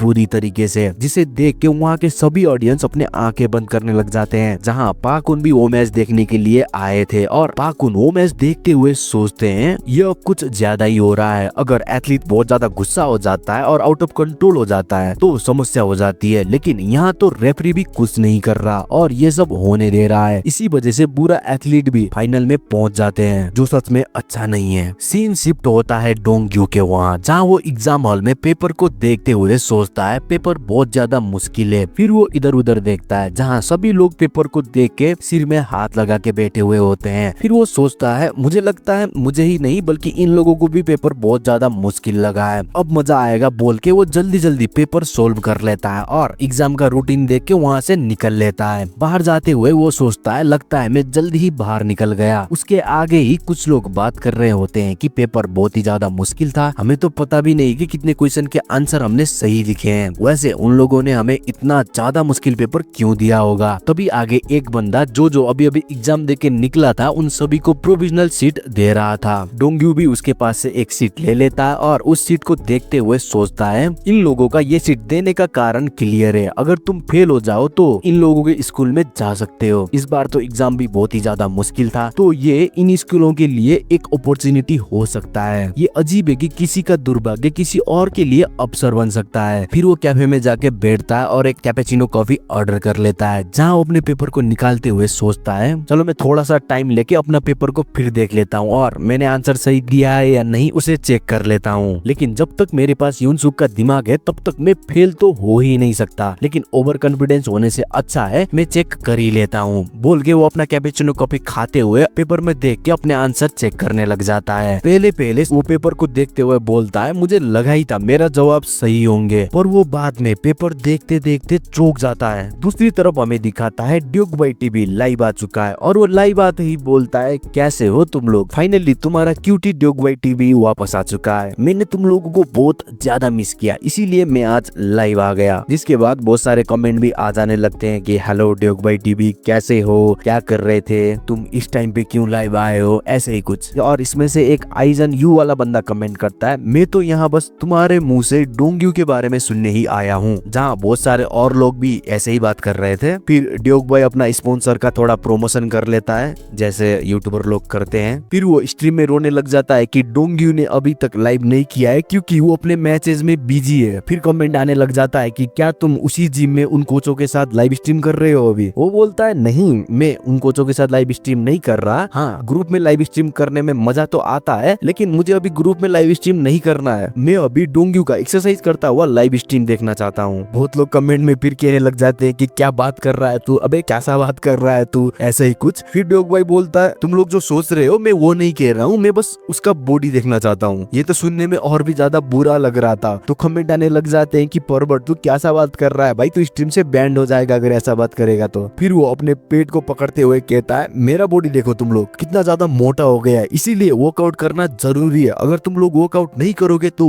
तुम मेरे जैसे ही हो जाओगे। लेकिन दूसरी तरफ देखो डोंग्यू 3 महीने में ही बहुत ज्यादा फिट हो गया है, तुम्हें पता है उसका डिटर्मिनेशन कितना ज्यादा औसम है, इसीलिए मैं जब भी उसे एक्सरसाइज करते हुए देखता हूँ तो मुझे अंदर से खुशी मिलती है। उसे देखते हुए मुझे लगता है कि मैं भी एक्सरसाइज कर रहा हूँ और मेरे भी मसल्स आ रहे हैं। फिर वो दुखी होते हुए अपने सिर पे हाथ लगा लेता है और बोलता है काश मैं उसका मैच देख पाता, लेकिन मुझे उसके मैच के टिकट ही नहीं मिले। फिर दूसरी तरफ से सन लोंग यून कमेंट करने लग जाता है कि अगर तुम्हारे पास टिकट होता तो क्या तुम वहां जाके उसका मैच देखते। ड्यूक भाई बोलता है जरूर, क्यों नहीं देखता, मैं तो उसका मैच देखने के लिए टिकट भी खरीदना चाहता था लेकिन मिला नहीं। सन लोंग यून बोलता है तो मैं तुम्हें टिकट देता हूँ, तुम मुझ पे भरोसा करो और उस वेन्यू में आ जाओ, मैं तुम्हें वही टिकट दूंगा। तभी पाकुन सॉन्ग डोंग यू के सिर पे मारते हुए कहते हैं तुम्हें मैंने रिंग क्लीन करने के लिए कहा था और तुम यहाँ मोबाइल में टाइम पास कर रहे हो। जहाँ ड्यूक भाई टीवी भी कहता है जब मैं ये लाइव खत्म कर लूंगा तब मैं तुम्हें डीएम करूंगा। सन डोंग यू कहता है डायरेक्टर मैं बस छोटा सा ब्रेक ले रहा था और कुछ नहीं। और कुछ लोग डोंग यू का मैच देखना चाहते थे जिनको टिकट नहीं मिला था, तो मैं उन्हें कह रहा था कि तुम यहाँ आके टिकट लेके उसका मैच देख सकते हो। पाकुन बोलता है तो वो लोग 2 मैच एक ही बार में देखेंगे। सन डोंग यू बोलता है हाँ आपने सही कहा, सेमीफाइनल और फाइनल एक ही दिन में हो रहा है, बस थोड़ा सा प्लेयर ही इधर उधर हुए हैं, मैनेजमेंट अपना काम अच्छे से नहीं कर रहा इसीलिए। लेकिन डायरेक्टर क्या आपको लगता है डोंग यू हार जाएगा? डायरेक्टर बोलते हैं तुम चाहते हो कि मैं अपने एक्सपेक्टेशन को थोड़ा सा नीचे रखूं। सन डोंग यू बोलता है वैसे भी अभी डोंग यू फाइनल मैच से ज्यादा अपने एग्जाम को लेके चिंतित होगा। डोंग यू एग्जाम में फेल तो नहीं होगा ना डायरेक्टर, है ना? डायरेक्टर फिर से बोलते हैं तुम सच में चाहते हो कि मैं अपना एक्सपेक्टेशन को नीचे ही रखूं? डोंग यू एक ऐसा लड़का है जो कुछ भी कर सकता है। सन डोंग यून क्यूट सा मुंह बना के डायरेक्टर की तरफ देखते हुए बोलता है आप कुछ ज्यादा ही तारीफ नहीं कर रहे डोंग यू का, ऐसा लग रहा है आप बहुत ज्यादा पच्चे बात कर रहे हैं। डायरेक्टर गुस्से में उसे मारते हुए कहते हैं तुम अभी ये जो शक्ल बना रहे हो ना उससे अच्छा तो बिल्ली का शक्ल दिखता है जब वो टट्टी कर रहा होता है, इसीलिए ये अजीब सा मुंह बनाना बंद करो और जाके रिंग क्लीन करो। सन डोंग यून बोलता है ठीक है डायरेक्टर मैं कर दूंगा रिंग क्लीन, आप बहुत ज्यादा गुस्सा हो रहे हैं, पहले आप शांत हो जाइए, मैं जा रहा हूँ रिंग क्लीन करने, बोल के वो वहाँ से निकल जाता है रिंग क्लीन करने। दूसरी तरफ डोंगवा टीवी देखते हुए सोच रही होती है वो अभी तक घर क्यों नहीं आया, उसका तो अभी तक एग्जाम खत्म भी हो गया होगा। और वो बहुत ही ज्यादा इरिटेट होती हुई अपने मोबाइल की तरफ देखती है और बोलती है वो कब घर आने वाला है, एटलीस्ट मुझे कॉल तो कर ही देना चाहिए था, उसे कॉल भी नहीं किया अभी तक, उसने एग्जाम में अच्छा किया या नहीं किया बताना तो चाहिए ना मुझे। तभी डोंग्यू घर आ जाता है और बोलता है मैं घर आ गया। डोंगा उसके पास जाती हुई बोलती है तुम इतना ज्यादा लेट क्यों आए हो? जहाँ डोंग्यू बहुत ही निराश होता है, बहुत ही ज्यादा निराश, वो उसके सवाल का जवाब नहीं देता और अपने रूम की तरफ निकल जाता है। डोंगा उसके पीछे जाती हुई बोलती है रुको मुझे तुमसे कुछ पूछना है, लेकिन अभी भी वो कोई रिस्पॉन्स नहीं कर रहा। डोंग्यू कुछ भी नहीं बोलता और अपने रूम में जाके दरवाजा बंद कर देता है। डोंगवा उसके रूम की तरफ देखते हुए सोचती है क्या वो अपनी एग्जाम में फेल हो गया? ये सब देख के मुझे पहले वाले बातें याद आ रहे हैं, कैसे वो पहले भी ऐसे ही कमरे के अंदर चला गया था और बहुत दिनों तक बाहर ही नहीं निकला था। फिर वो जल्दी जल्दी उसके दरवाजे के पास चली जाती है और दरवाजे पे मारती हुई बोलती है ओपा जल्दी बाहर निकलो, मुझे तुमसे बात करना है। फिर वो सोचने लग जाती है क्या वो पहले जैसा ही तो नहीं हो जाएगा ना। तभी वो अपने आप को जोर से मारती है और सोचती है मैं ऐसे यहाँ खड़ी होके देख नहीं सकती, मुझे ही कुछ करना होगा। फिर वो उसके दरवाजे को खोलने लग जाती है, तभी अंदर से डोंग्यू दरवाजा खोल देता है। फिर डोंग्यू वही निराश सा मुंह लेकर अपना एग्जाम शीट उसे देता है। डोंगा बोलती है ये तुम्हारा एग्जाम शीट है क्या? फिर वो उसे लेके उसे देखने लग जाती है। उसे देखते ही वो बोलती है क्या तुम फेल हो गए? डोंगवा डोंग्यू के टेस्ट पेपर देख रही है और सोच रही है अगर ऐसा ही चलता रहा तो तुम जरूर फेल हो जाओगे। फिर वो डोंग्यू को देखती है और बोलती है, उसके एक्सप्रेशन देख के पता चल रहा है कि वो कितना ज्यादा दुखी है और डिमोटिवेटेड है, मुझे उसको मोटिवेट करने के लिए कुछ करना होगा। फिर वो सीधे जाके डोंग्यू को हग कर लेती है और बोलती है मुझे पता है तुम्हें बहुत ज्यादा दुख हुआ होगा क्योंकि तुमने पूरे साल इसके लिए तैयारी किया था, पर तुम टेंशन मत लो, तुमने बहुत अच्छा किया है। डोंग्यू उसे दूर करते हुए बोलता है बस करो अब। डोंगवा कहती है मैं तो बस तुम्हें मोटिवेट कर रही थी। डोंग्यू बोलता है मोटिवेट? मेरे बस 2 ही आंसर गलत हैं और सब सही हैं। डोंगवा पेपर दिखाते हुए बोलती है तुम झूठ क्यों बोल रहे हो? अगर तुम्हारे 2 ही आंसर गलत है तो ये सब क्या है? तुमने हर एक क्वेश्चन में क्रश क्यों किया है सर्कल करके? उसमें भी तुम जब घर आए तो तुम बहुत ज्यादा दुखी थे और थके हुए थे, मेरे सामने ठीक होने का नाटक मत करो। डोंग्यू बोलता है मैंने थोड़ा सा गलत समझ लिया था, ये टाइप बी टेस्ट पेपर है जिसको एज अ टाइप ए दिखाया गया था और मैंने इसे टाइप ए का पेपर समझ लिया और वैसे ही टेस्ट दिया, पर भी मैं पास हो गया। डोंगवा इस बात को सुन के बहुत ज्यादा खुश हो जाती है और बोलती है तो तुम सच में पास हो? सच में तुम पास हो? बस तुमने 2 ही क्वेश्चन गलत किए हैं। डोंग्यू बोलता है हाँ। इस बात को सुन के डोंगवा बहुत ही ज्यादा खुश हो जाती है और सोफे में लेटती हुई बोलती है अब इसके बारे में चिंता लेने की बात ही नहीं है, मुझे बहुत अच्छा लग रहा है, मैं बहुत ही ज्यादा खुश हूँ। डोंग्यू स्टाइल मारते हुए बोलता है मेरे जैसा हैंडसम, स्मार्ट और स्पोर्ट में भी अच्छा, हर एक बात बात में परफेक्ट, ओपा के लिए चिंता करने की जरूरत नहीं है। डोंगवा अजीब सी उसे देखती हुई बोलती है, मैं इतना ज्यादा खुश तुम्हारे पास होने से नहीं हूँ, मैं इसीलिए खुश हूँ क्योंकि आज हम चिकन खाएंगे। डोंग्यू बोलता है, चिकन के लिए थैंक यू, लेकिन आज मैं चिकन नहीं खा सकता। डोंगवा पूछती है, क्यों नहीं खा सकते, बाहर खा के आए हो क्या? डोंग्यू बोलता है, आखिरी मैच जल्दी ही होने वाला है, इसीलिए मुझे अपने डाइट पे ध्यान देना होगा। डोंगवा बोलती है, ऐसा करो तुम आज चिकन खा लो, कल से डाइट रख लेना, किसी को क्या ही पता चलेगा। डोंग्यू बोलता है, मैं ऐसा नहीं कर सकता क्योंकि आज मैंने बहुत सारी चीजें खा ली है। डोंगवा निराश होती हुई बोलती है, तो तुम बस वो घास पाती खाओगे। डोंग्यू बोलता है, क्या मतलब है तुम्हारा? क्रिस्पी चिकन, पिज्जा, वो भी बहुत सारे चीज के साथ, बर्गर, इंस्टेंट नूडल भी सलाद के आगे कुछ भी नहीं है। डोंगवा बोलती है, ठीक है, तुम्हारा कंपटीशन खत्म होने तक मैं तुम्हें ये सब खाने के लिए नहीं कहूंगी। और हाँ, क्या तुम लाइव स्ट्रीम में भी कहने वाले हो कि तुमने अपना एग्जाम पास कर लिया है? डोंग्यू बोलता है, अभी नहीं, मैं स्ट्रीम में तभी बताऊंगा जब ऑफिशियली रिजल्ट अनाउंस हो जाएगा। डोंगो पूछती है, फिर जिम फैमिली का क्या, उन्हें बताना है या नहीं? डोंग्यू बोलता है, बेशक मैं उन्हें बताऊंगा। डोंगो पूछती है, क्या मैं उन्हें बता सकती हूँ? मैं इसके बारे में सभी को बताना चाहती हूँ। डोंग्यू बोलता है, अगर तुम्हें बताना है तो बताओ, तुम्हें जो ठीक लगता है वही करो। जिसके बाद डोंगवा इंस्ट्रक्टर को कॉल करके बोलती है कि ओपा एग्जाम लेके घर वापस आ चुका है, उसने एग्जाम में बस 2 ही क्वेश्चन गलत किए हैं। ये कितनी अच्छी बात है ना? डोंग्यू अपने कमरे के अंदर से उसे देखते हुए सोचता है, मैंने डोंगवा को इतना ज्यादा खुश पहली बार देखा है, उसे इतना खुश देख के मुझे भी खुशी हो रही है। फिर वो फैमिली फोटो देखते हुए कहता है, डोंग्यू तुम्हें भी खुशी हो रहा होगा है ना? फिर वो चेयर में बैठता है, तभी वो सुनता है कि डोंगवा कॉल में कहती है, उसने पहले टेस्ट को गलत समझ लिया था इसीलिए वो दुखी था, लेकिन उसे जब पता चला कि वो पास है तब से वो खुशी है। डोंग्यू सोचता है, वो मेरा मजाक क्यों उड़ा रही है, सच में वो मेरी ही बहन है ना? फिर वो कंप्यूटर में वही अपने टेस्ट का जवाब और रिजल्ट कब आएगा वो नोटिस देखने लग जाता है। अब हमें दूसरे दिन का सीन दिखाया जाता है जहाँ डोंग्यू का बॉक्सिंग मैच चल रहा था। उसका ओपोनेंट उस पर कंटिन्यू हमला कर रहा है। डोंग्यू बस डिफेंस करके काउंटर अटैक करने के लिए सही समय का इंतजार कर रहा है। तभी उसका ओपोनेंट सीधा डोंग्यू के मुंह पे पंच मारता है, जिसे डोंग्यू डॉज करते हुए वापस उसके मुंह पे सीधा किक मारता है, जिससे उसका ओपोनेंट वही नॉकआउट हो जाता है और इस मैच को भी डोंग्यू नॉकआउट से ही जीत लेता है। जिसके बाद सभी ऑडियंस डोंग्यू के लिए चेयर करने लग जाते हैं, बोलने लग जाते हैं, डोंग्यू तुम बेस्ट हो, तुमने एक और मैच सीधे नॉकआउट से जीत लिया। जहां एज अ ऑडियंस ड्यूकवाई टीवी भी वहीं बैठा हुआ होता है और डोंग्यू के लिए चेयर कर रहा था, जो चेयर करते हुए बोलता है, मुझे भरोसा नहीं हो रहा कि मैं डोंग्यू का मैच अपनी आंखों से देख पा रहा हूँ। वो शुरू से लेकर सेमीफाइनल तक नॉकआउट से ही जीता है, ये कितना ज्यादा औसम है। तभी उसके साइड में बैठे हुए लोग बोलते हैं, फाइनल 2 घंटे बाद ही शुरू होने वाला है, दूसरे अपोनेंट अच्छे से आराम करने के बाद फिर से लड़ने के लिए वापस आने वाले हैं। ड्यूकवाई टीवी बोलता है, अच्छे से आराम करने के बाद मतलब क्या? वो बोलता है, दूसरे प्लेयर ने भी कुछ दिन पहले ही सेमीफाइनल खेला है, मैंने ये भी सुना है कि इस कंपटीशन का ऑर्गेनाइजर मार्शल आर्ट्स का डाई हार्ड फैन है और बहुत ज्यादा अमीर भी है। सीधी बात करें तो मैनेजमेंट थोड़ा सा अजीब है और बहुत सारी अजीब चीजें भी हो रही है, जैसे कि ये एक नया कंपटीशन है लेकिन इसका टिकट मिलना इतना मुश्किल क्यों है पता नहीं। तभी डोंग्यू रिंग से बाहर आ जाता, जिसे देख के वहाँ के लोग और भी जोर जोर से चीयर करने लग जाते हैं। ड्यूकवाई टीवी तो अलग ही जोश में होता है, जोर जोर से कहने लग जाता है, मैं तुम्हें लास्ट तक सपोर्ट करूंगा और I love you Dongyu. Dongyu उन्हें देखता है और सबको हाथ उठा के हेलो बोलता है। फिर सोचता है, पहले से बहुत ज्यादा लोग मुझे सपोर्ट करने आए हुए हैं, ये अच्छी बात है लेकिन थोड़ा सा अजीब भी है, इन लोगों को पता कैसे चला कि आज मेरा मैच है, मैंने तो अनाउंस भी नहीं किया था। पीछे से इंस्ट्रक्टर बोलते हैं, डोंग्यू ने ड्यूकवाई को मैच का टिकट दिया है। डोंग्यू बोलता, आप भी यहाँ इंस्ट्रक्टर? इंस्ट्रक्टर बोलते हैं, बिल्कुल, ऐसे समय में इंस्ट्रक्टर को तो यहाँ होना ही चाहिए ना, तो मैं क्यों नहीं आऊंगा। तभी डोंग्यू देखता है, डोंग्यू और ह्यूनचुल भी बैनर को पकड़ के उसे चेयर कर रहे थे, जिस बैनर में लिखा है, पाकुन जिम द्वारा बनाया गया एक ह्यूमन वेपन किम डोंग्यू फाइटर है। डोंग्यू सोचता है, ह्यूमन वेपन, आज ये ऐसे ऐसे शब्द लेकर क्यों आए हैं? फिर वो उनके ही साइड में देखता है, डोंगा भी बैनर लेके खड़ी हुई है जिसमें लिखा है, पाकुन जिम द्वारा बनाया गया बेस्ट एथलीट। डोंग्यू सोचता है, डोंगवा तुम भी यहाँ आई हुई हो? तभी डोंगवा दौड़ के उसके पास आती हुई कहती है, ओपा तुम सच में बहुत ज्यादा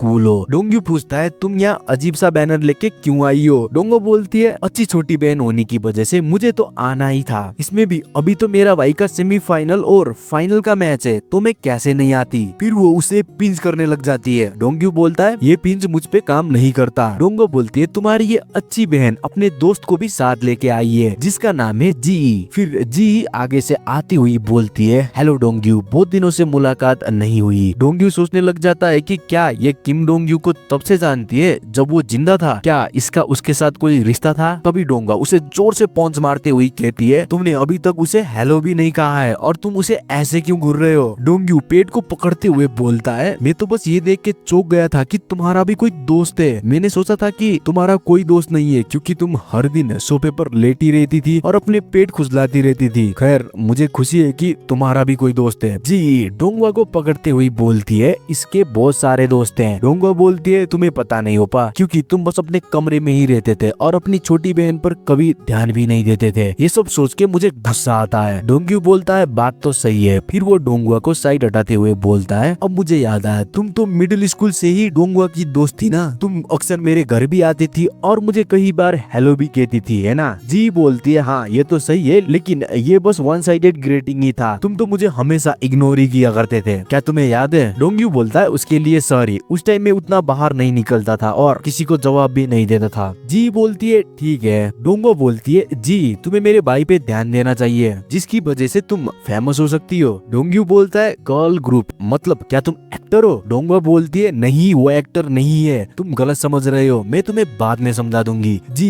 हंसती हुई बोलती है, डोंग्यू तुम बहुत ज्यादा बदल गए हो। डोंग्यू बोलता है, मैं तो जन्मा ही बदलने के लिए हूँ, मुझे तो बदलना ही था। फिर वो सोचता है, मेरा तो आत्मा भी पूरी तरह से बदल गया है, तो शरीर क्या चीज है। जी निराश होती हुई बोलती है, मुझे माफ करना, मेरा तुम्हें निराश करने का इरादा नहीं था। तभी डोंगवा बोलती है, उपा ने तो वैसे ही कह दिया, उपा निराश नहीं हुआ है, इसे भूल जाओ, चलो स्नैक्स खरीद लेते हैं फाइनल मैच देखते हुए खाने के लिए। डोंग्यू उन्हें देखते हुए सोचता है, लगता है जी को कोई गलत फैमिली हुई है, मुझे कोई दुख नहीं हुआ है, मैं तो बस सीरियस होके सोच रहा था, छोड़ो समझाने की जरूरत नहीं है। पाकुन पीछे से उसे बोलता है, तुम्हें मुझे ये तो बताना चाहिए था कि तुम इस तरह से डेटिंग करने की कोशिश करोगे। तुम्हारी बहन के दोस्त के साथ तुम्हारा कैसा रिश्ता है। डोंग्यू सोचता है, चेयरमैन जो युनगुक ऐसा व्यक्ति है जो अपने ओपोनेंट को हराने के लिए बच्चों को भी इस्तेमाल कर सकता है, इसीलिए अभी डेटिंग पर ध्यान देने का समय नहीं है, भले ही वो जी ही क्यों ना हो। अगर मैंने किसी को भी डेट किया तो उसका इस्तेमाल मुझे हराने के लिए कर सकता है। इंस्ट्रक्टर पाकुन बोलते हैं, तुम क्या सोच रहे हो, थोड़ा दयालु बनो और लड़कियों को कुछ कारण दो तुम्हें पसंद करने के लिए। डोंग्यू बोलता है, दयालु बनो, दयालु बनने के बाद इसका इस्तेमाल कहाँ करना है। पाकुन बोलते हैं, तुम इसका इस्तेमाल किसी शो में होते टाइम कर सकते हो, फीमेल फैंस के नंबर बढ़ाने के लिए। तुम जितना ज्यादा फेमस होगे उतने ही ज्यादा जिम में कस्टमर आएंगे। क्या हम इसी तरह फेमस नहीं होते क्या। डोंग्यू बोलता है, बात तो सही है। पाकुन बोलते हैं, खैर ये बात यही खत्म करते हैं, अगली बार अपने होश संभालना, अच्छे से बात करना और आने वाले मैच के लिए और भी ज्यादा सावधान रहना। जो लड़का अब तुमसे लड़ने वाला है वो बहुत ही ज्यादा गंदे जिम में ट्रेनिंग करता है, वो जीतने के लिए डर्टी ट्रिक भी इस्तेमाल कर सकता है। मैं जीतने के लिए सब कुछ करूंगा, इसीलिए यहाँ वहाँ मत उलझो, सिर्फ मैच में ध्यान दो। डोंग्यू पूछता है, क्या आपने किसी से शर्त लगाया है। पाकुन बोलते हैं, तुमने सही सोचा, मैंने शर्त लगाया है। डोंग्यू सोचने लग जाता है, सभी गेम में हार या जीत में शर्त तो लगाते ही हैं, चाहे वो ऑफिशियली हो या अनऑफिशियली। इंस्ट्रक्टर ने कहा ये डट्टी है तो ये शर्त अनऑफिशियली लग रहा होगा। ये ऐसे लोग हैं जो पानी के नीचे से लेयर बनाते हैं और पानी के ऊपर की चीजों को निगलने की कोशिश करते हैं, तो इन लोगों के बीच में कोई बड़ा सौदा तो हुआ होगा। चलो इसे कम बेट के साथ साइड लगाते हैं और उन्हें हराते हैं। फिर वो पूछता है, अगले मैच के लिए हमें क्या करना चाहिए। पाकुन सोचते हुए बोलते हैं, मुझे नहीं पता क्या करना है, पर मुझे ये पता है तुम जैसे भी जीतने वाले हो, वो भी नॉकआउट से ही। डोंग्यू सोचते हुए बोलता है, मुझे लगता है मेरा जीतने का चांस थोड़ा कम है। पाकुन बोलते हैं, तुम्हें ऐसा क्यों लगता है।